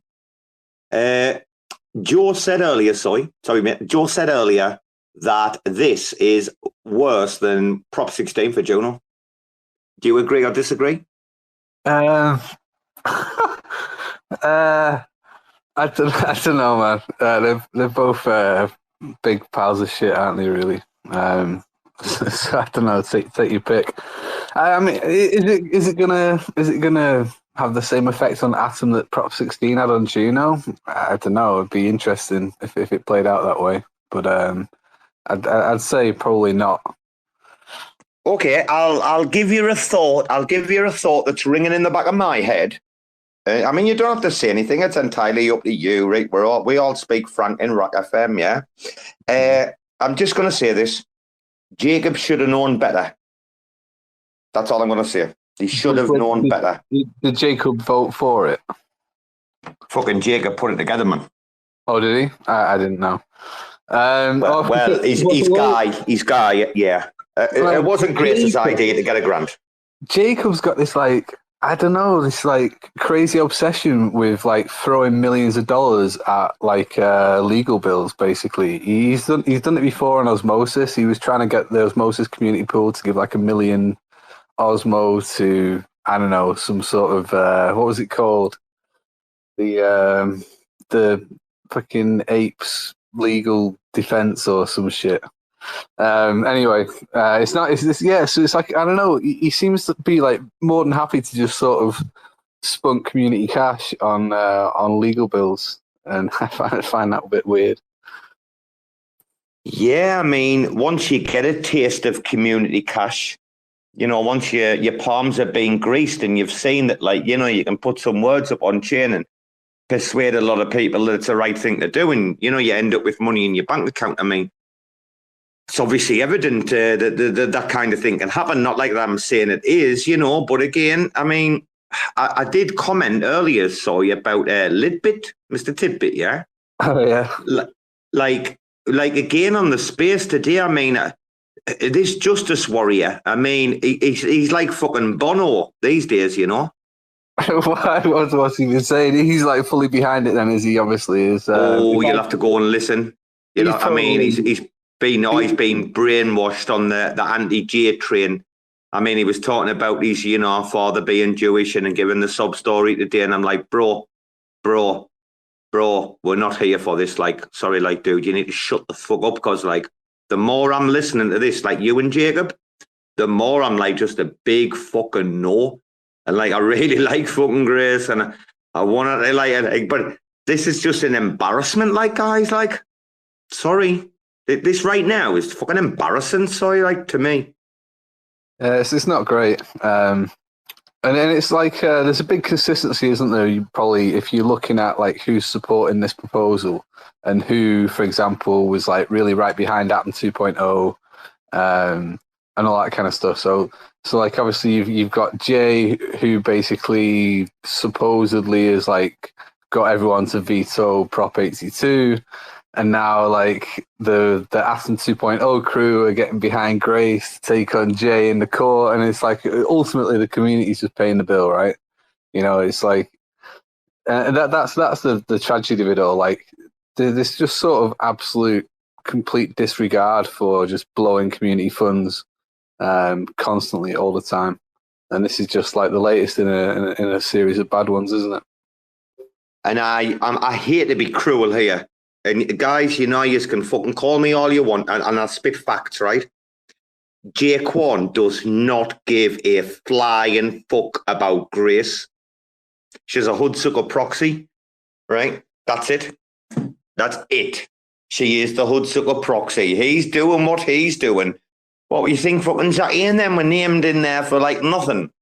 Like, it's laughable that he would go after her, like, in this way, mind. Like, that's the weird thing, is like, she's nothing.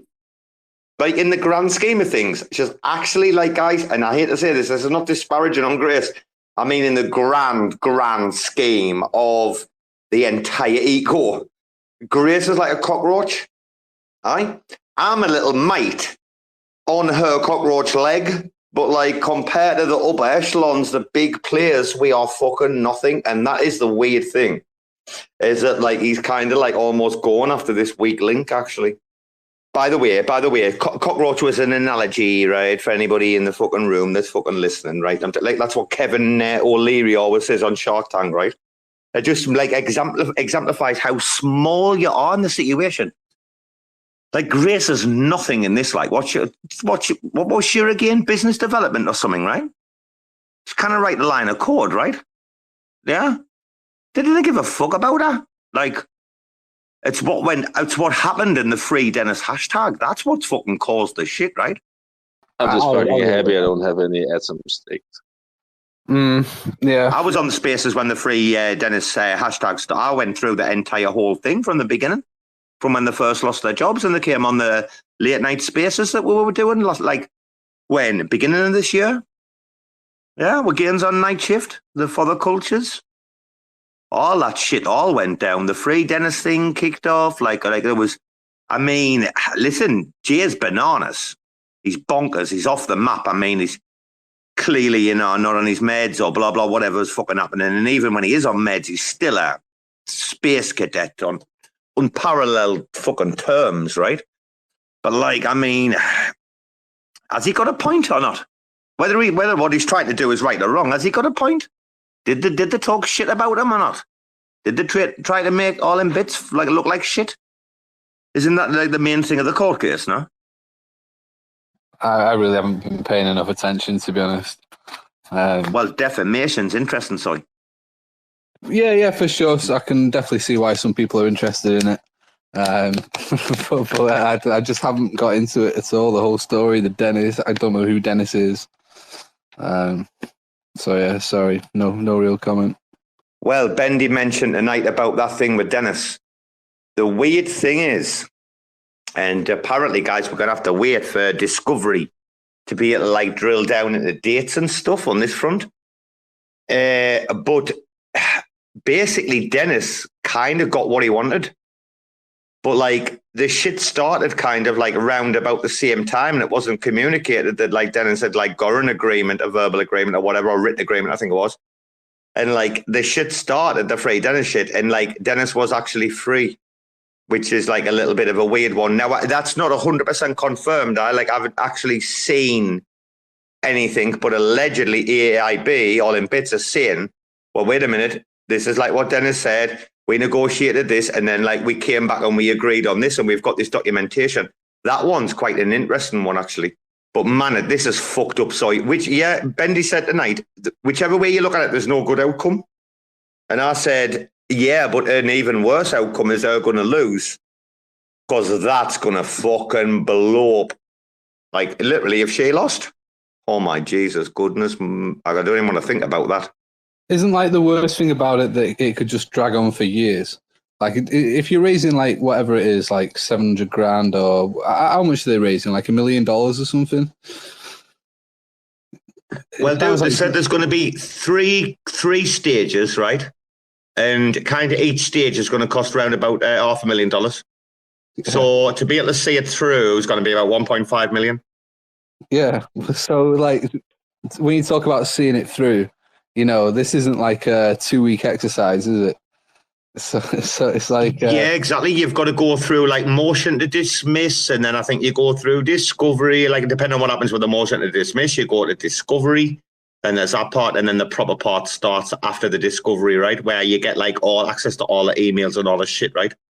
How does it go from like the original thing that she put up? Because she did some sort of like crowdfunding, right? Where she got fair bit. She got about 50 grand. She had about 50 grand. So she got 50 grand. So what happened to that? Like, what's...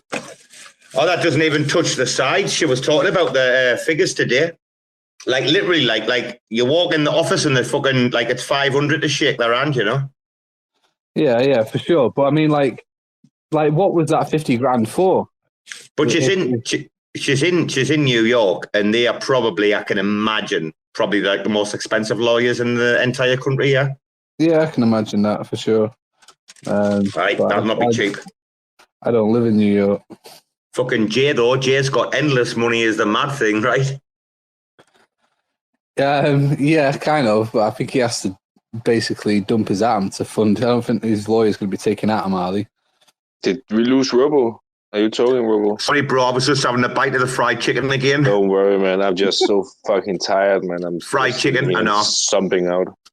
Are we going to end this down? Because Finn hasn't even come in to tell us to shut it down. He's probably going to tell us to delete this one tonight, right? Pretty sure, yeah.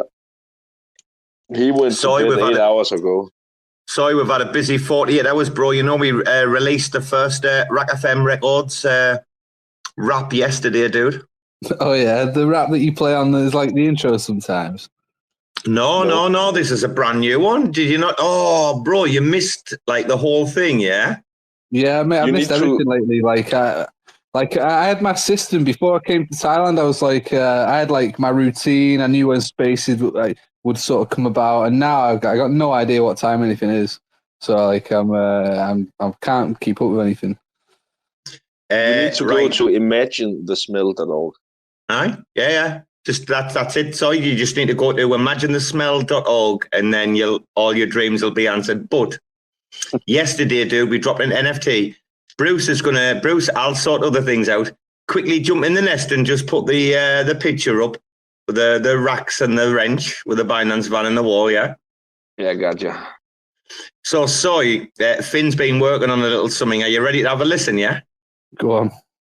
Right, get yourselves on mute, guys, in case there's any feedback or anything, okay? Here we go. We released this yesterday, NFT, with an accompanying like NFT image, like MP4, yeah? Here we go.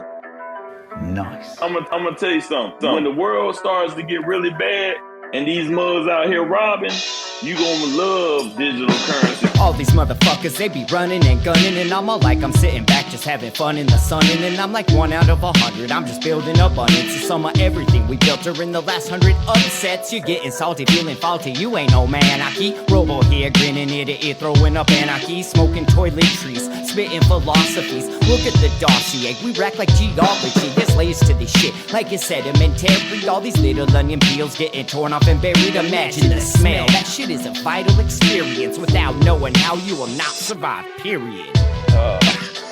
He's a fucking trip, man. Jimmy, if you listen to this, right, you're getting absolutely fucking ripped to death, like on a spaces fucking live, you little troglodyte bastard. I hope you fucking listen, I hope you come to my house, son. I swear to God, man, I've got fucking loads of weapons and mad dogs, man. Mate, you just a little rat, man. Go on, fuck off, man. Do one. Harmony. Me another one. Do you looking for a fucking job? You fucking idiot. You've just been fucking at the death. Fuck off. What do you think, Si? Yeah, pretty good. Was that Finn on the vocals?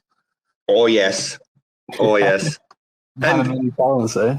And you know what, dude? Like, did you hear some of the stuff? Like, it was like Dimmy, you know Dimmy? Yeah. Dimmy's in there. Obviously, I'm in there. And he says, like, Robo, spitting philosophies, smoking toiletries. You remember when I dropped me weed down the toilet, right? After I pissed in it. And then they told me to rinse the weed out and smoke it. And I puked all over. That's what he's talking about in the rap. Dude. How good is this, right? He's talking about what, Dimmy? Stealing the Wi-Fi, right, Bruce? No, that he mentioned Dimmy. I can't remember what it is, but it's Moll and Zap that is leeching the Wi-Fi.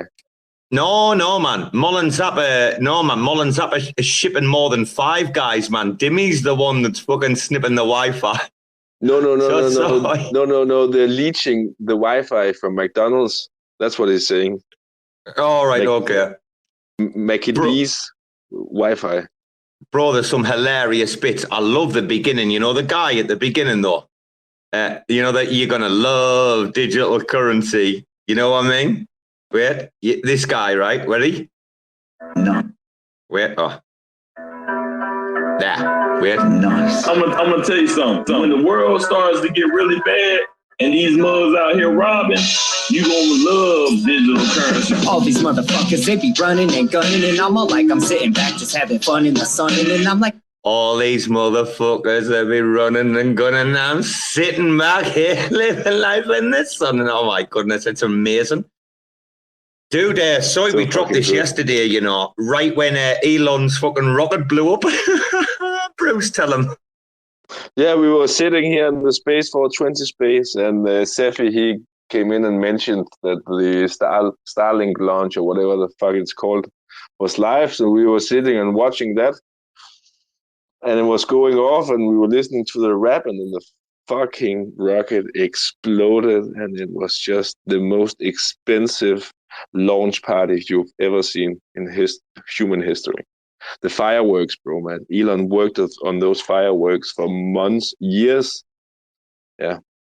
And Bruce started telling the spaces like someone said, wait a minute, Home Pleb was like, wait a minute, are you fuckers working with fucking Elon here? Like his mind was blown, Brucey, right? Absolutely, man. He was cracking up. He doesn't know about RACs, man. We have burrows, man. We have secret networks underneath the ground. Very active at the night.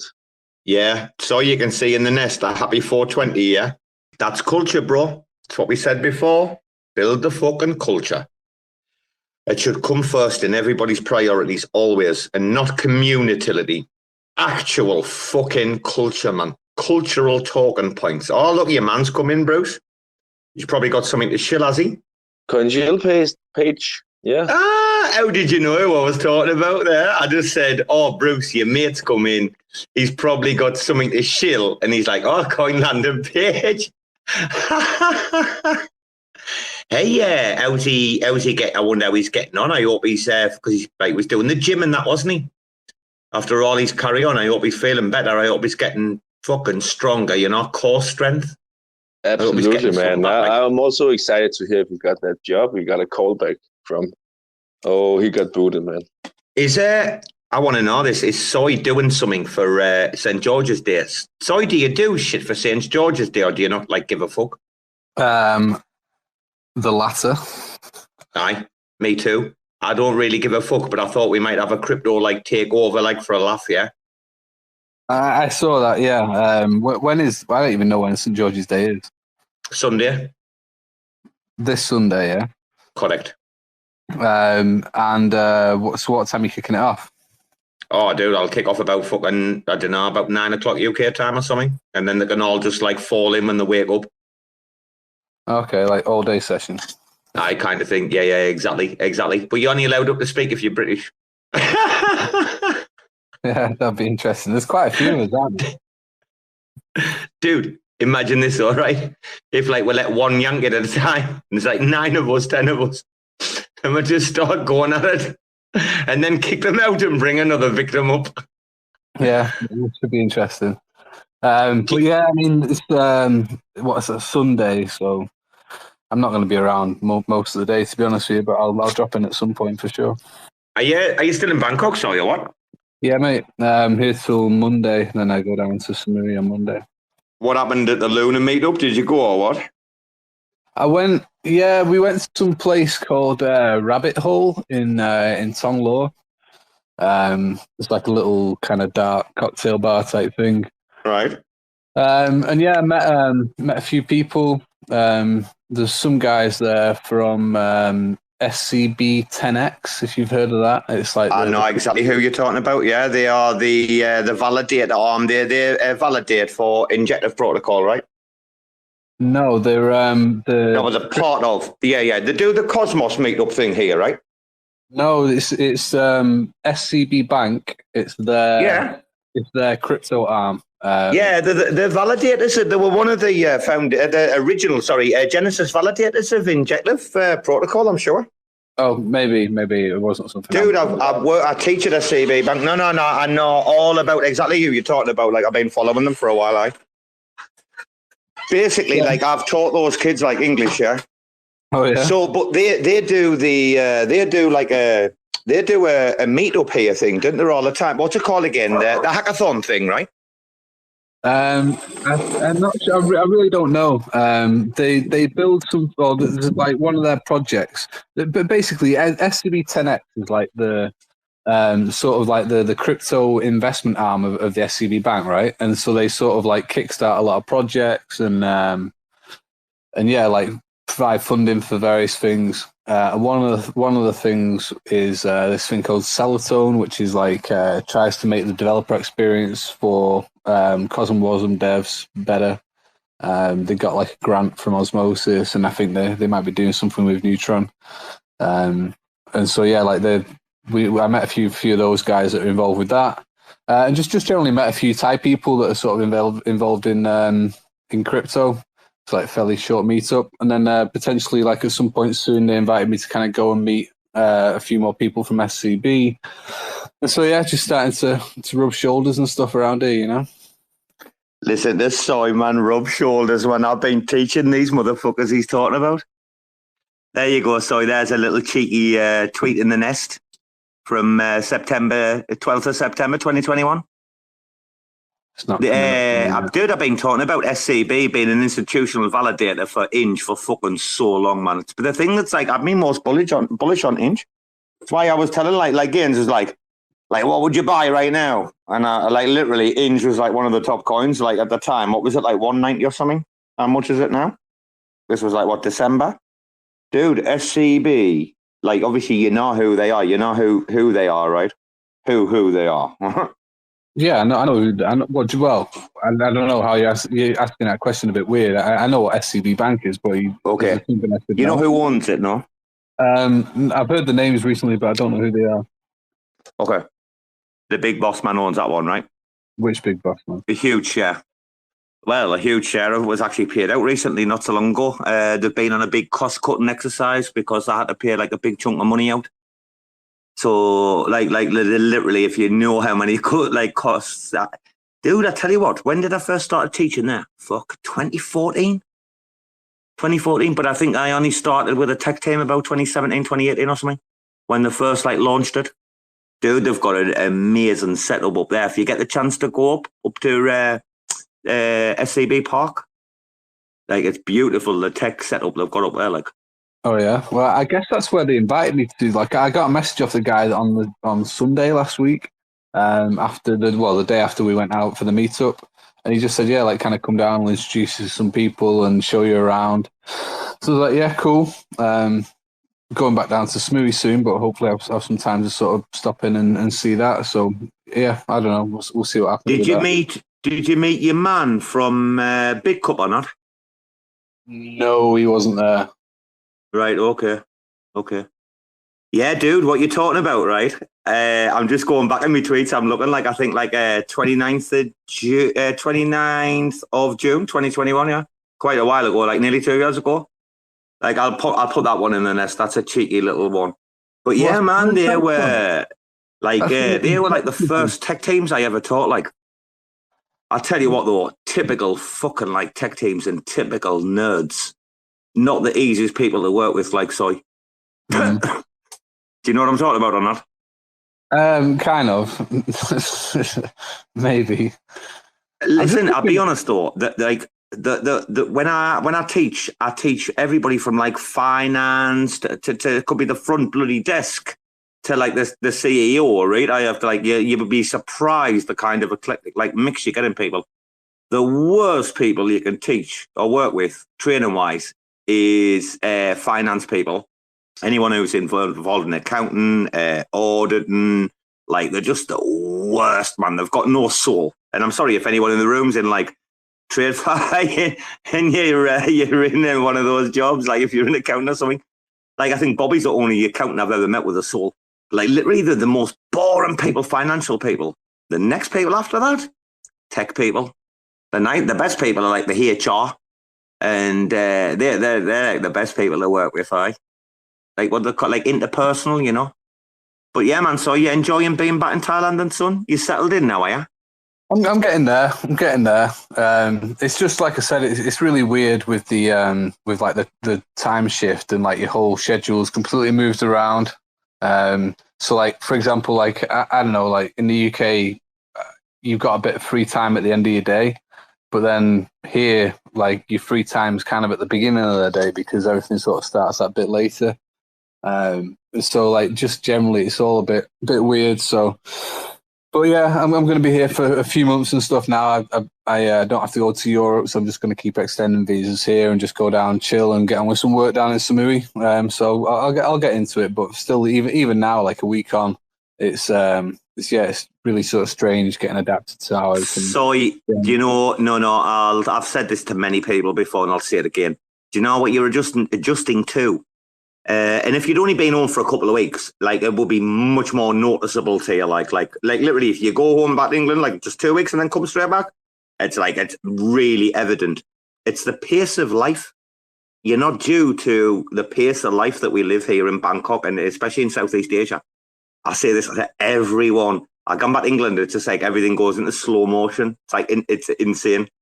It's everything slows down and so I was saying at the end of the day, you get the chance to sit down and watch a bit of TV with your missus or whatever, blah, blah, blah, on the couch. There's none of that in Thailand, man.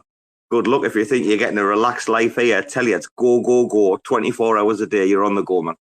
I mean, the city is it's on the go 24/7, but I feel Thailand's way more chilled than the UK. I actually sort of wonder how anyone gets any work done. It's It's just the temptation is to just not do anything all the time. I just mean, I don't know, the way that the tides are like get like a good contingent of them though, will get up like and start like so early, like the streets are full of food at like 6:30 in the morning. Like the pace of life for me, I've said this for like the last like 11. I've been here 11 years continuous. I haven't been in England since 2014. So like it's 9 years this year. It's 10 years next year since I've been back to England. Right. The pace of life is just insane. Like a week in England is like a month in Thailand. That's what I'm trying to say. Does that make sense or not? I know you might disagree, but that's what I'm trying to say. Yeah, it makes sense to an extent, but I think I still disagree. I think that everything's sort of open earlier and closes later and all that kind of stuff here, but like in terms of the actual pace of life, like no, I definitely think it's a lot slower here. I think. What? Are you for real? I can't believe you're saying this. Like, and I mean, it's quite interesting because you have lived here like for a while. I mean, it's not like you're a noob, but like a few of the old vets that I've known, I've spoken to, like, will all agree that like time goes by so quickly here. Yeah, because it's like, I guess because the pace of life is kind of slow, it like time just sort of flies by because you can just do jack shit and it's like absolutely normal to do that. Whereas like back in the UK, you know, 100% pace of life is faster in the UK. Like the other thing is like if you're in Bangkok and you're sort of bouncing from hotel to hotel or whatever it is you're doing, or like you're in Samui, living in Samui, you're living in like tourist island, tourist sort of places, and everyone's just sort of on holiday and like chilling in the pool and all this kind of stuff, and it definitely feels like a lot more slow, more relaxed lifestyle here, like 100% than England. Right, I get that. I get where you're coming from. So, like back in England, like there's always people on your case to do something or meet up and do this. There's always like, isn't there the messages and the phone calls, someone like blah blah blah, like you've got to do all this shit, and like here, you escape that, you see. But that's different, so because you haven't got all that like family and friends like structure around you. Like I get that aspect, but like when you just totally acclimatize to life 100% here, like I know what you mean. It is completely chilled out. It's just time seems to go by quicker. That's all. That's what I should have said. The pace of life. I 100% agree that time goes fast. But it's just because it's like time flies when you're having fun, right? So it's like it's just, I think it's just a sign that there's more to do here. There's more going on, and it's like Temptation City, like wherever you look, and that's why the time flies so fast. But the pace that you're actually going, I think if you take a step back and look at like the pace that you're living your life at, it's like through the floor compared to back home. Do you know what, Soy? Like literally, and I'm not going to lie about this, right? I don't know where you've been eating. I've got no doubt you've been in some good places. I could have given you some like really like nice like recommendations and that. Like I've been in Michelin star places and that here, but bro, if you've never been with Robo to the number one place he always takes people to, there's going to be something sadly fucking lacking in life, I reckon. Like, what's the dance? What's your schedule this weekend? Sorry. No real plans. Like there's a lot of stuff going on with Neutron at the moment, so like we're sort of prepping announcements for all kinds of stuff. I'm talking about the meal. I fancy some lab motor. I fancy some mouton, some yam pakbong grob, pakbong gari guy. Yeah. Oh, dude, I'm thinking about this place. I know, man. I listen. I've been taking people here for 10 years, right? Yeah. And literally, like, the people come back with their families and that, and then take them there, like literally once anyone I know has ever been here. And like, even because normally Bangkok's the first stop, and they might like nip off into, you know, Chiang Mai, down the islands, blah blah. They'll come back and they're like, Robo, nothing comes close, you know. I mean, I'm talking the real deal here. The real deal. What is this? I'm not telling you, man. You'll ghost me. That's why I like. See what I mean, Bruce? See what I. You know what I mean, Bruce? They're like, what's the name? He's got a bird line. He's got some Thai bird. He's like, I'm going to take you to this restaurant, darling. It's the best place in town. Nah, man, sorry. When I first met Dickie and Dickie and Sin City. That's where I took them. And they were both like gobsmacked. Like they were both like, what? Like, okay. Yeah, but like what area of Bangkok are we talking? Oh, it's down towards Ceylon. Okay, yeah. So it's like kind of like top of Saturn, like top of Saturn, you know, where the Belgium Friendship Bridge is, bottom of Lumpini Park. Yeah, yeah. Cross junction with, on Ramafoya. Yeah. It's along from the Dusatani Hotel from the Ceylon BTS station. Dude, it's fucking amazing. Like if you'll be in the city, are you? Yeah, I'm in the second bit. Bro, you know what? I'm going to fucking tell you a proper truth here right now. I was clamming for Thai spice today, but I was fucking too lazy because I had other shit going on. I had to go out and get the fucking dog food and all because they had run out and I had to get a big bag, right? And I was kind of stressed and I just came home and ordered KFC, but I'm in the mood, bro. If you want to meet up tomorrow Sunday, yeah, mate, probably better. That sounds good. I'll definitely be in wake up in the morning. And then, yeah, I've got no plans, mate. I need to go do a little bit of shopping. But apart from that, yeah, I'm down to come eat some food. Well, mate, it's food, so like it's good time. I mean, the Isan kitchen that they've got closes about 7.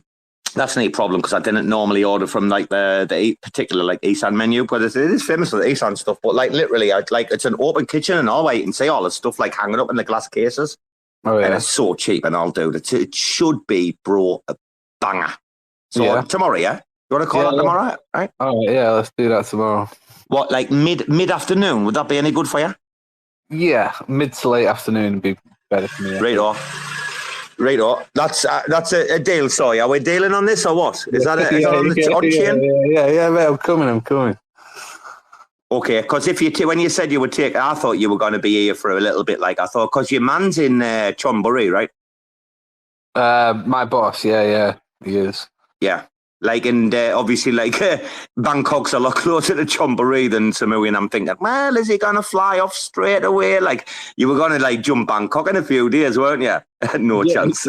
Yeah, well, I got roped into staying here. I mean, to be honest with you, I'm not I don't really have any firm plans to meet up or anything. I think he might even be going to Consensus in Texas, is that like in a few days? So yeah, mate, I just want to get down to my happy place in Samui, get myself a nice pad for a few months, just have some consistency in life for a little bit, and crack on with work while I'm down there. So yeah, I don't think there's any problem with me going down to Samui or anything like that. I might come and see you if Finn gets his proposal through. Bruce. Hey, I'll come down and see you in Samui for a weekend if Bruce gets Finn's proposal through. Bro, if that proposal goes through, man, I'm gonna invite all people in this space. I'm gonna invite you, man, on Terra Spaces, Bill. Don't worry about it. Hey, what do you think about that, Soy? 80k for a year. About what? Finn. And all of Spaces, archives and blah, blah, blah, right, et cetera, yeah? He's looking for 80k for a year. To make Spaces? No, to archive and document them like he has been doing. Yeah. Archive, edit, and produce. Well, each protocol, everyone's got to have their own thing otherwise, right, to be able to do this, yeah? Well, I don't know. All right. Well, your space is going to get deleted after 3 months, right? What, the recorded spaces get deleted after 3 months? Yeah, of course they do. It used to be a month, now it's 3. But when was the last time you listened to a 3-month-old space? Bro, I went back and listened to the AMA just the other day to brush up on my interviewing skills. You'd be surprised. You'd be very surprised how many I've gone back and listened to mine. Yeah. But the thing is, I've got to be honest, I use Spotify because we've got our own RAC FM on Spotify, and it's much easier to like Spotify, the app, you know what I mean? It's really easy for me to use, but it's exactly the same. But how many spaces, how many domains has he got as well? I don't know. I guess, I like Finn, and yeah, obviously, I'm sure there's a section of the Twitter user base who uses like longer term, like older spaces and listens to them and stuff. I personally, I don't. And also, like, the slight issue I have with it as well is that unrecorded spaces get recorded, and that's not cool. That only ever happens in certain situations and when it's cleared by everyone. Well, yeah, I'm not talking about you guys. I'm talking about generally. There are spaces that are unrecorded that should stay unrecorded. That end up getting recorded and released, and I don't like that, to be honest with you. So, but Finn never does that. Finn never ever does that. He never releases anything that shouldn't be released. That's not true. Really? Wait a minute. You'll have to enlighten me on a specific example, because I've been in contact with like many groups at one time about like, and that's why the round table doesn't get recorded. Like, we've got a gentleman's agreement, like, that anybody can interject and like have something taken out. I mean, it's like, so be careful, sorry, because I'm involved with this and I do know facts, right? You'll have to give me examples, dude. No, I don't have to give you the examples. There are examples, not necessarily on your shows, although I do believe that has happened before. Let's for example, like Aqua. That wasn't Finn, right? But that was getting recorded whilst it was an unrecorded space. And it's like there's a lot of examples of where like unrecorded spaces have been recorded, and it's it's a debate. Well, for the Aqua one, it cut off before he said the incriminating stuff. That's what I will say. First of all, there was nothing on there that was bad. Secondly, we didn't know that was happening. It was from someone in the community. And thirdly, we got sent it like afterwards without even knowing, and we also didn't go like ahead and publish it, right? Yeah, sure. But anyway, what I'm saying is that when spaces are unrecorded and then they end up getting recorded by bots or whatever, I think like people are sort of lured into a false sense of security by the space not being recorded, and people can kind of get caught out by that. And I don't like that about these sort of recording bots or whatever it is that Finn wants to call what he does. On the other hand, obviously, like there's some times when spaces don't get recorded and people wish they were, and that probably helps out in those situations. But for me personally, I don't really see the need to fund something to record spaces that are already recorded. So, but they're not. Like literally, I tried to pull up the spaces like from a Sisler from a year ago. You can't. Yeah, again, like in terms of the old school spaces, it's not something I have a great deal of use for. And so for me, my personal take is that I prefer not to fund that kind of thing. To be who's documenting Neutron? Who's documenting Neutron? No one. What do you mean? Like the spaces that you guys are having, right? We just record them on Twitter. We just hit record or we don't. Right, so then Twitter deletes them in a couple of months, yeah?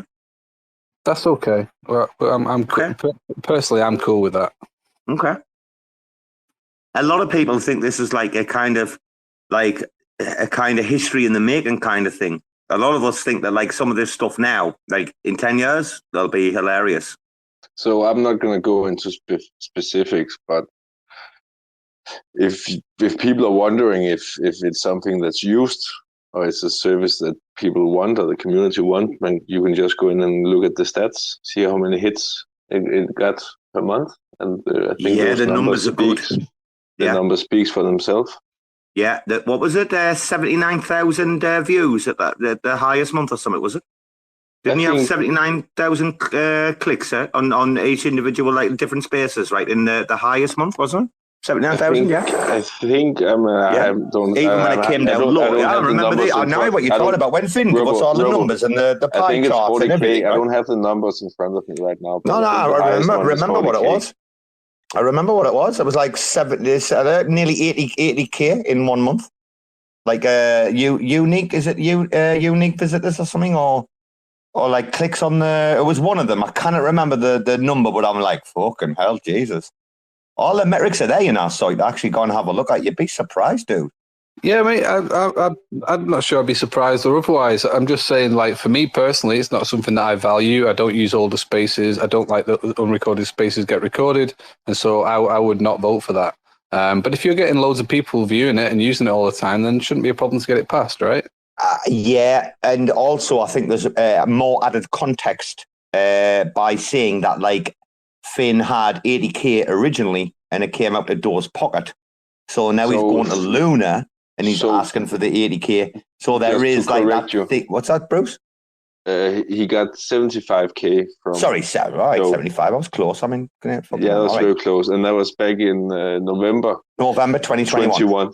Yes. Yep. So essentially, like Finn was going to be kind of like all right until Door got arrested, obviously. But the general consensus so far in the Luna community has been like fairly positive. But we have to also remember, I mean, it is called TerraSpaces, regardless of what anyone says. So that's where he should have gone for the grant if he's going to retain the name. I mean, there's a lot of things to talk about. There's a lot of variables, right?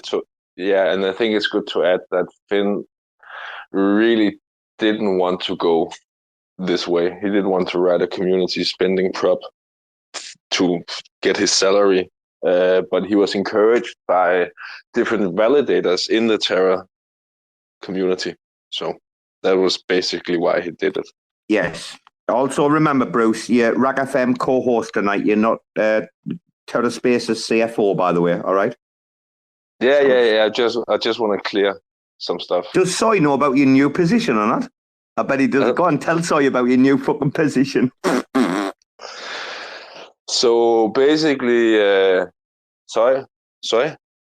Yeah, mate. Look at me. I'm CFO now. Yeah, I was hired as CFO in TerraSpaces.org. At TerraSpaces? I couldn't believe it. I woke up in the morning, saw in the group chat. I'm like, what the fuck is this bullshit? And the proper serious. Yeah, so I wrote the draft for the prop that's up, and Finn, he did some editing, and we had some big wigs look it over. That's brilliant. Polkachu, you know Polkachu. Polkachu was straight out. Yeah, we love this prop. Yeah. Oh my God, what timeline is this, please? Tell me about it, man. I had a meeting with Brian from Alpha Growth yesterday about TerraSpaces. Telling me you owed me 2k Juno. I didn't want you to talk about Brian until I get me 2k Juno. I didn't want him on the show until we get 2k Juno. Right. I have a telegram with him. He promised us 2k Juno. Where's the Juno, Brian? I've mentioned it. Relax. By the way, I think I found a nickname for him. I registered us in Panama, dude, so we could get that 2k. Where is it? We haven't got sugar daddies like Don. Wait a minute. We have to have a laugh about this. Soy. Listen, Soy. I muted Don when he started going on about his like Dow because it was just such an embarrassment. But like sugar daddy Jake slipping Don 500 Juno and he's like Dow to make it look like Don's like Dow was like kicking off. Oh my goodness, what an embarrassment that was. I think Jake actually like came out of that looking pretty bad. Like I think he came out of that looking a bit desperate. Why? What's wrong with that? What's wrong with 500 bucks in his Dow? Oh, Jake. Don should have put 5k in and fucking self on the pleb. Well, I think he's putting something in there. I haven't really been keeping up with what's going on with Don's Dow, to be honest with you. We've all muted him. He's muted by every single one of us, dude. Why? Oh, he's just been a fucking tit lately. Like a right tit. Like a really fucking dick. Like he said he wasn't going to come on the show. He's like, so, you know, he ghosted us before, yeah? Which is no surprise, right? Right. And then he said, like, all right, okay, I owe you one. Like, it was like Chinese New Year, fair play. But then he's like, right, I'll owe you one, but come on, yeah? And then, like, we were like, oh, well, dude, we're going to do a shit talking, like, show, blah, blah. You're going to pop on or what then? And he's like, no, I'm not fucking going to come on RAC FM, not anymore, because I'm not coming on when Bruce is there. He's too fucking cringe. And I'm like, bro, you've built your reputation on cringe. Like, what you talking about, Don? Yeah, I've seen bits about cringe and stuff like that. Yeah, like I said, mate, I've kind of like been a little bit out of the loop this last week. So I've not really been keeping up with all this kind of stuff. But Joe and Don, just to give you up, like bring you up on speed on the gen of what's been happening. Don and Joe made a pincer attack on Bruce. But we beat them off with fucking bamboo sticks like we always do, you know. That was fucking bamboo sticks. He's been doing. I seen the Indian police when they've got nothing else but the bamboo stick and they start lashing the people like, what are you doing? Like, get away. That's what we did with those motherfuckers when they came near Bruce. Motherfuckers. Gotta love the wrecking. Joe, man, he's like a lifeboat out at sea with no passengers right now, isn't he? I look at his face and I'm sure like he's a robot, isn't he? Sure, Joe's a robot. Anyone else think Joe's a robot? Didn't he mint like the number one from that NFT collection? What's it called? After something or other.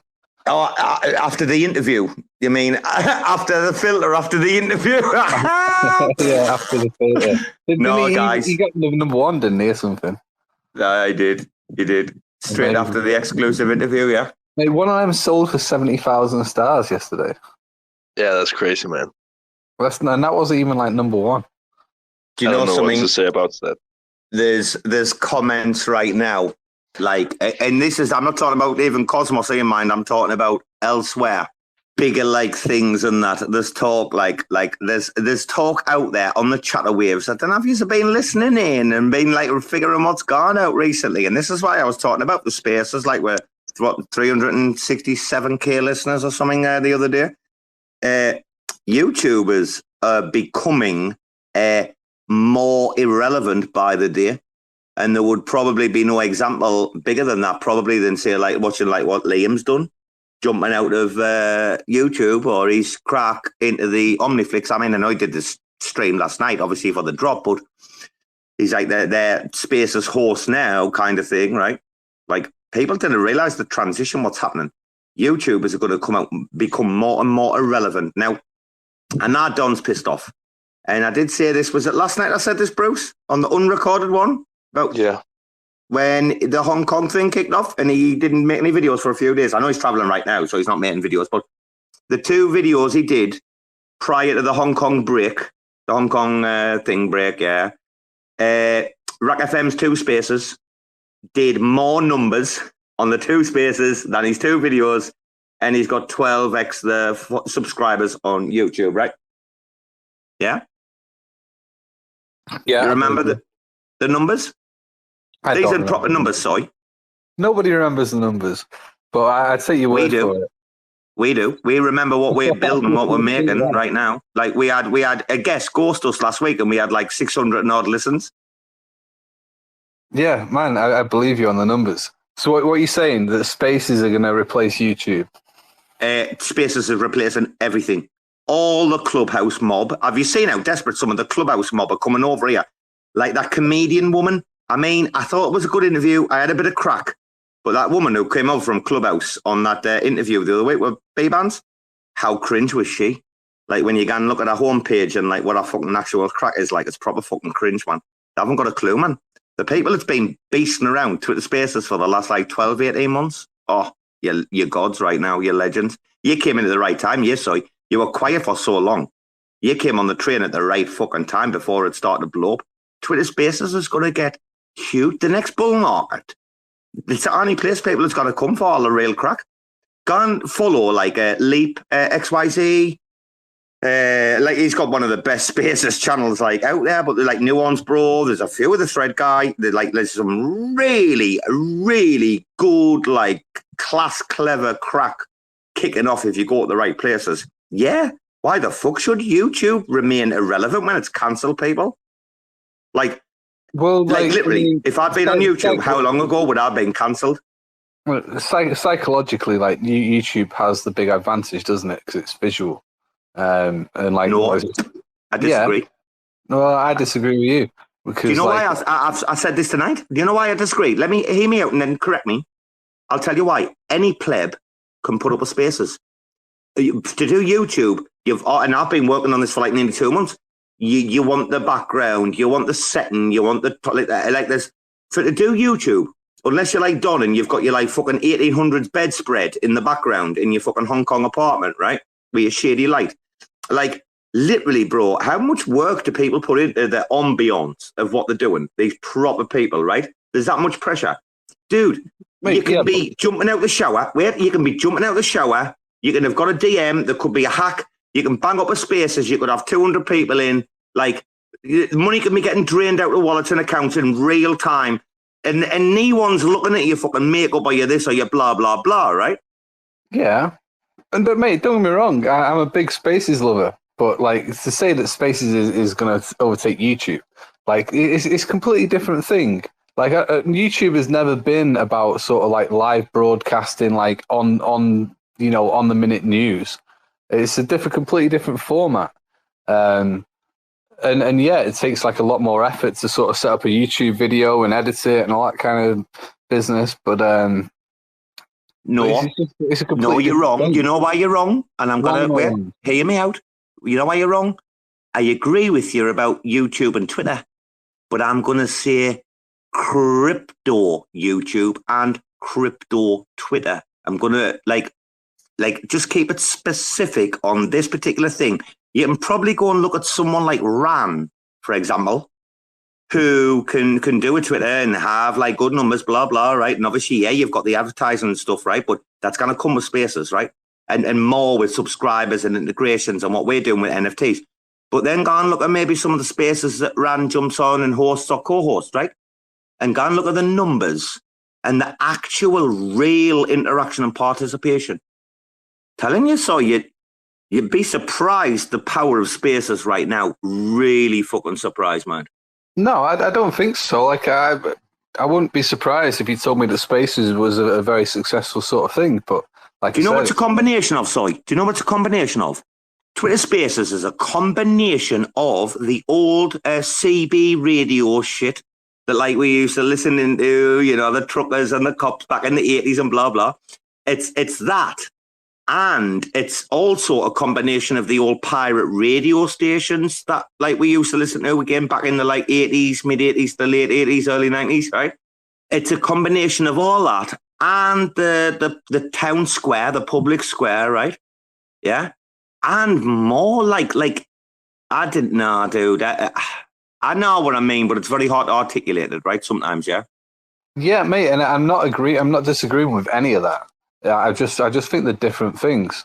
And the point that I was originally going to make is that like you can sort of categorize everybody into sort of one of 3 or 4 different mentalities, right? In terms of, I think something like 70% of the population is kind of more inclined to benefit from visual stimulus. Then you've got audio stimulus, and you've got like kinesthetic or whatever, which is like feel and touch. And something like 70% of the population responds most to visual stimulus, and that's the big advantage that YouTube has over Spaces. I'm not saying there isn't a market for Spaces, or that it can't get bigger numbers, but it's just I think it's a very different format. Okay.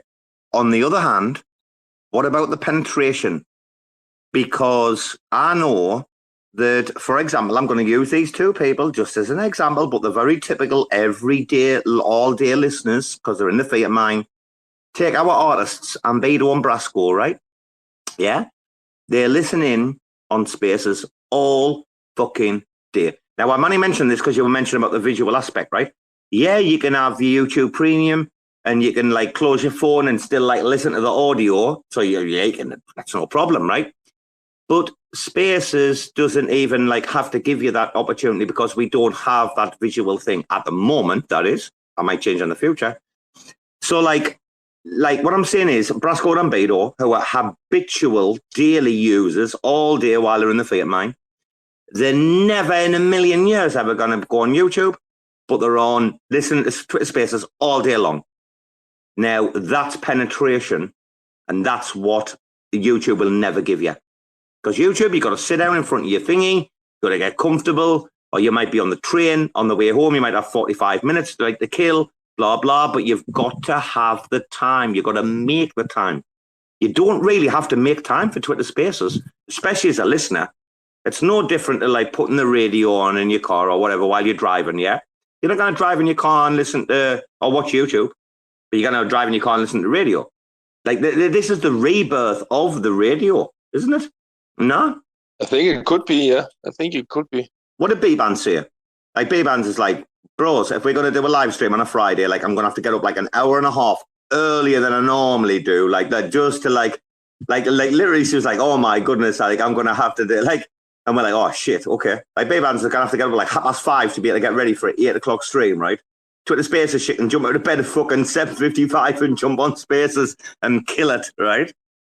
I didn't have this. Yeah, sorry. So generally, what's it called? The fourth screen or the fourth wall or something, which is the audience, right? The fourth wall is the audience in YouTube.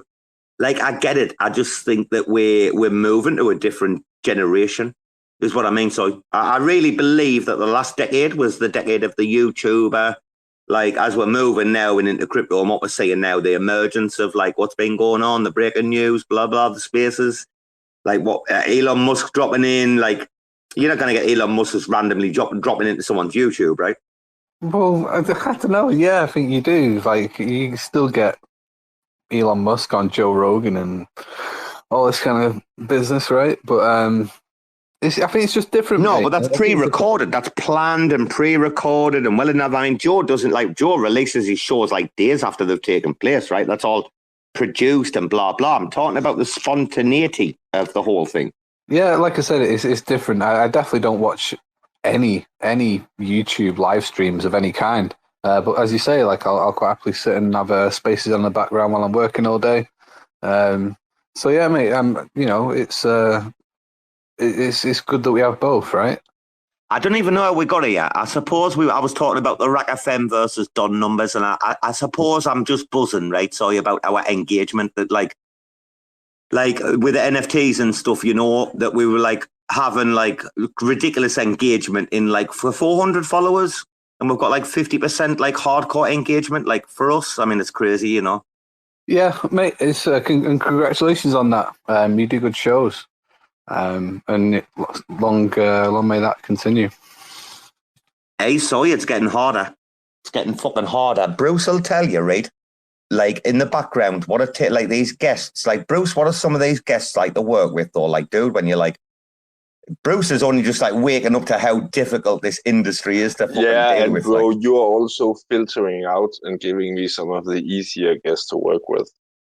I've noticed that. But it's not because they're difficult. It's just fucking hard to get a response out of them sometimes and to fucking not just arrange the time zone. Bruce, time zones. What's time zones like to start with, though? That's fucking impossible, bro. Have 3 different guests in 3 different time zones, and you're sitting in the 4th, and you need to find a place where you all can meet and talk and have a nice time.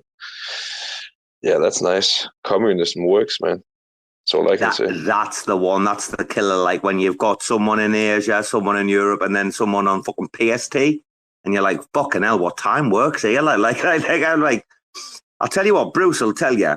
The last like couple of weeks, this is no fucking shit, guys. I bet you per week, we spent about 10 hours, both of us each, just messaging people, trying to line up shows. That's how difficult it is. Like, it's ridiculous. But when you pull them off, like the randomness summit or the LSD summit, or like when you actually get it, it's like you didn't believe the level of excitement. Like when we finish the shows, Bruce, I'll tell you, we're in the Discord, man, in the chat or whatever, and we're just like so relieved that like, did we pull that shit off? Like, did we get that one? Like, okay, let's go. What do we do next? And like, it's then coming up with the ideas. And you know, it's really difficult, guys, right now. And Bruce is going to tell you, like, everyone just wants to copy RAC FM. Like, whatever we do, like, there's a copy straight away. Whatever we want. Like, we did an NFT roundtable, bang, someone else is doing an NFT roundtable. Here we go. Bang, we want to do this summit, bang, someone else is doing this summit straight away. Like, it's like, oh, Jesus Christ. Remember, Bruce? There's no Yeah, bro. It's all over, man. There's Raccoon, there's RAC FM, there's FMs all over, there's roundtables all over, man. Bruce, what about when we said though about like guests that we were like gonna like get on, like we hadn't fixed the date, and then the next thing you know, like people's trying to like front run. It's like embarrassing. Yeah. Like it's like, oh, bro, have you got no creativity? That's how it is, man. That's just how it is. That's a part of the history of the whole IT tech industry, isn't it? Stealing each other's ideas and invention. It's the reason Finn wrote "Imagine the Smell," isn't it? Let's be honest. Yeah, what's the reason? What's the reason Finn wrote "Imagine the Smell"? Good. Aye. You know why? Plebs trying to use it. They just had no place. No. Bro, Yeah, man. that's right. That's also started to fucking pop up. That's right. He trademarked it. He should use a little TM. Can we tell the audience how cringy it is when we've seen like some of these plebs like try to use like our catchphrases and that, right? Like and Finn's like dropping the rec clip like online. He's like, "Oh, bros, listen to this." Like this is pure like copy fucking pasta RAC FM. It's embarrassing, right? I don't even want to talk about it. Like we've got like how many rec clips, Bruce? How many rec clips have you been through so far? Oh my God! Don't mention it, man. I only come to I'm at 80. I think I've reached to 80, but there's like 500. How many's on there? What did you say? How many? 500. Wow. Sorry, these are the most insane clips, like out of spaces you've ever heard in your life. Like 500 of them, dude. It's so if anyone fucking stupid. Back. Right. Anyway, guys, I'm going to drop. I just need to have a quick walk and get something to drink. So I'll come back in a little bit if you're still going. Yeah, mate. No worries. I'll see you tomorrow afternoon. If you're not good, let me know and we'll do it Sunday. But tomorrow will be good, yeah. Or I'll tell you what, Brucey, I'll give him a feed like he's never had in his fucking life. Do you know that? Can only fucking imagine the smell, man. That's all I can do. He's lucky, man. I took Dickie and fucking Sin City there straight away, right, when I met them, yeah? So I'm gone in the house. Yeah. I remember you sent pictures in the group chat. I remember. Oh, bro, it's fucking legit as fuck. Like, the princess and that goes there for a scran, man. It's like legit as fuck, and it's cheap as fuck, you know, Bruce, for what it is, yeah? Like, you'd think it would, like, be really expensive, no, whatever, but it's like just not. It's like proper backstreet. Anyway, and also he said, I'm going to come back, Bruce, you can take over the account, but I'm done, dude. It's fucking really I was just about to say it. Aye. Bro. Finn's going to go mad, isn't he? Finn's going to tell me to delete this. He's not going to archive this shit tonight. But let's tell him not to archive it, right? I'll delete this. Yeah, fine for me. Right. It's 3.5 hours, mate. And it's been a fucking slow burner apart from the shit we've been talking about. Like, bro, I'm a slow burner today, man. I can't even fucking... What time were you up till last night? I saw you in the group chat, 7 o'clock this morning. What time were you fucking up till? Bro, I was up to... I don't think it was that late. Oh, it was pretty late, actually. I've noticed... Fuck! Fucking bastard! Fuck! What did you set on fire? What happened, bro? Are you okay? Fucking no, I've just opened me fucking Zab wings and the fucking answer in the cunt. For fuck's sake, man. Fucking pissed right off now. What? Anchovies? You know Zab? No, you know Zab wings. You know Zab wings, the spicy Zab, we call them Zab, Z-A-B or something? No, I don't know what you're talking about. It's like hot wings or what? Hot wings, from KFC, right? But they were in the box, you know, the big box I bought earlier. I've been munching all night, yeah. So I had 4 Zab wings in the box ready just to like nail with me last beer, right? Before I fucking go to bed, yeah. And because I've got a fucking twisted me neck, you know, my neck, I've got a fucking trapped nerve in my neck and I'm in agony today. Like I can't even turn around, so I'm pissed off and I want to go to bed. And I've just opened me box of Zab wings. And then fucking, you know, the little micro ants, you know, the tiny little ants.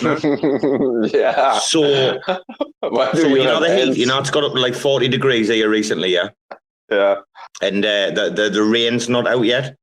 It's bringing things to life that want to like find cover in your house right now, you know? Fuck, bro. I got you.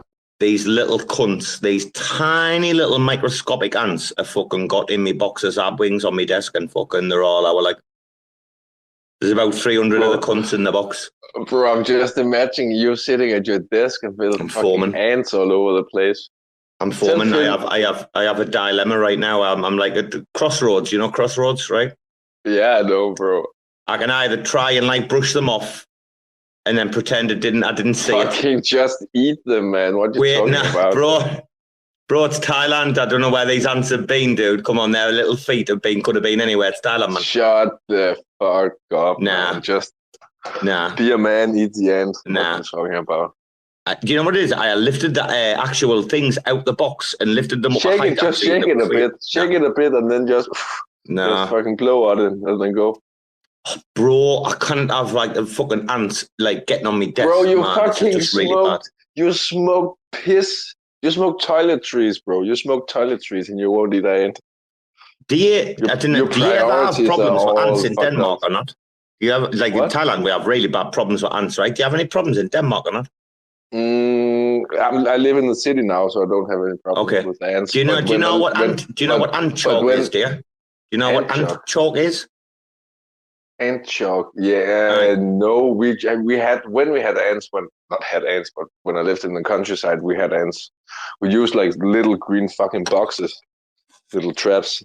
No, you didn't. You didn't do that. It's worse these days. You fucking torture them apparently. Right, they've got this like mad little like kind of like magnetic compass thing going on, ants and that, so they can find their way back to the nest. Yeah. Yeah. Do you know about that or not?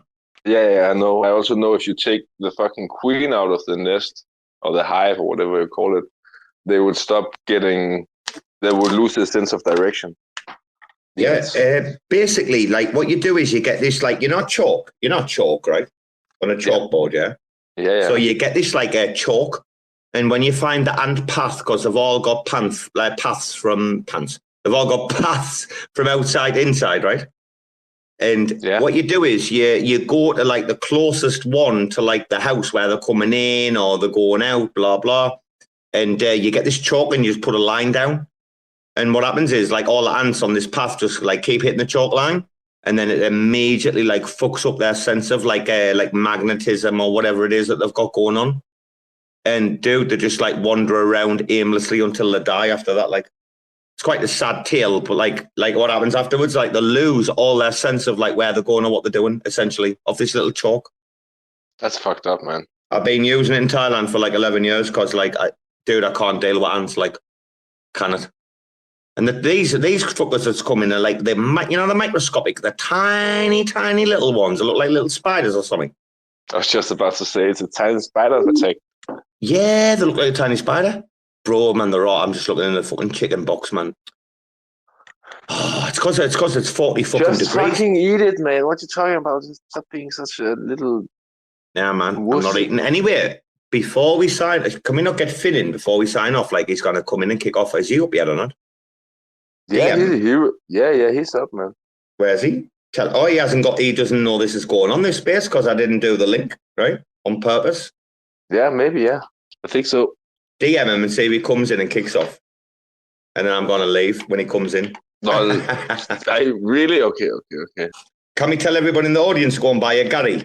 You can do that if you want to, man. I'm not going to tell anybody to buy anything, man.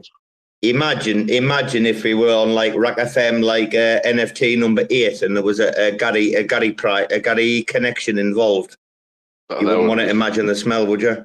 Oh, like I couldn't even start to fathom the smell, man. Any Gary holders, I just want to know any Gary holders that might be holding all RAC NFTs by the end of the day? Even just one Gary. It's one Gary you need. You don't know what might happen. Hey, we don't know what might happen. That's all I'm saying. All right? I don't know what's happening right now, man. How much is a Gary right now? About $1.40, yeah? Yeah, seems right. 2 flicks. All right, $1.40. For be a mug not to get a Gary when it's tied to the Omniflix address. Just make sure if you go and buy a Gary, it's the same Omniflix address that hold your RAC FM NFTs. Yeah, I had a couple of DMs today, about that rap. Right? Yeah? I woke up with a couple of, you'd be surprised and all. Who DM'd you, man? Put it this way, Stargaze were impressed. Oh, that's awesome, bro. Oh, yeah? Yeah. You want to hear who DM'd me yesterday after that rap drop? You ain't gonna believe it. Imagine though if Finn finds out, like Snoop. Imagine if Finn finds out about the space after, and because we didn't give him the schedule link, he didn't even know. He's gonna get mad about this tonight, probably, isn't he? He might cancel. He's gonna be like, "What did I tell you, man? Give me the fucking schedule link, you fucking amateurs, man." And then he's probably gonna. We're gonna get wrong, right? So? He's fine, man. He's just chilling. I wrote to him. I'm gonna wind it down. Can you hear the grinder right now? I'm on my last joint for the night. Listen. There you go. There's a grinder on the go. So if anybody want to look at a Gary, you can look at the Garys on Omniflix Marketplace. Of course. How would they find them? Is it like new collections or something? Yeah. I think it's featured on the front page. Okay. Oh, you got a featured slot, did you? Yeah. They were very sweet, man. They just gave it to me. Bruce on the Genesis fucking collection, on the Flicks Genesis collection there. He's all over it, isn't he? Like a fucking cheap fucking suit. Like white on rice, aren't you? Exactly.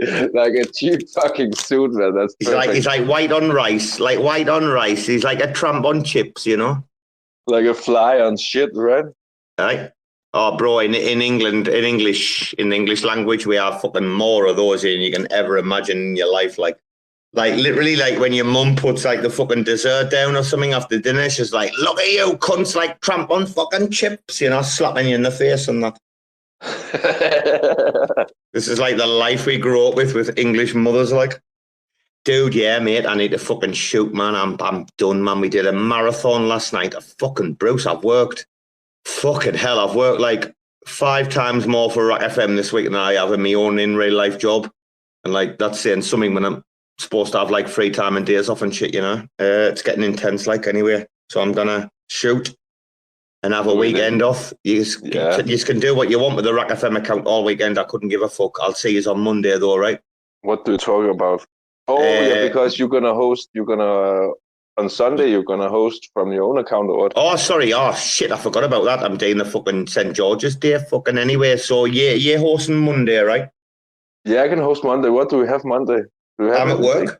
No, we don't have anything. It's just unrecorded, no drop in. I'm at work. Okay. You'll have to do Monday. I forgot about Sunday. Fuck, me and my big mouth. Fuck shit, Mel, man. Right, okay, fair play. All day Sunday for St. George's Day. Apparently we're having a RAC FM. And then Bruce is hosting on Monday. And then I'll see you plebs on Tuesday or something. Right, take care, Brucey, lad. Take care, Chris. See you netted down.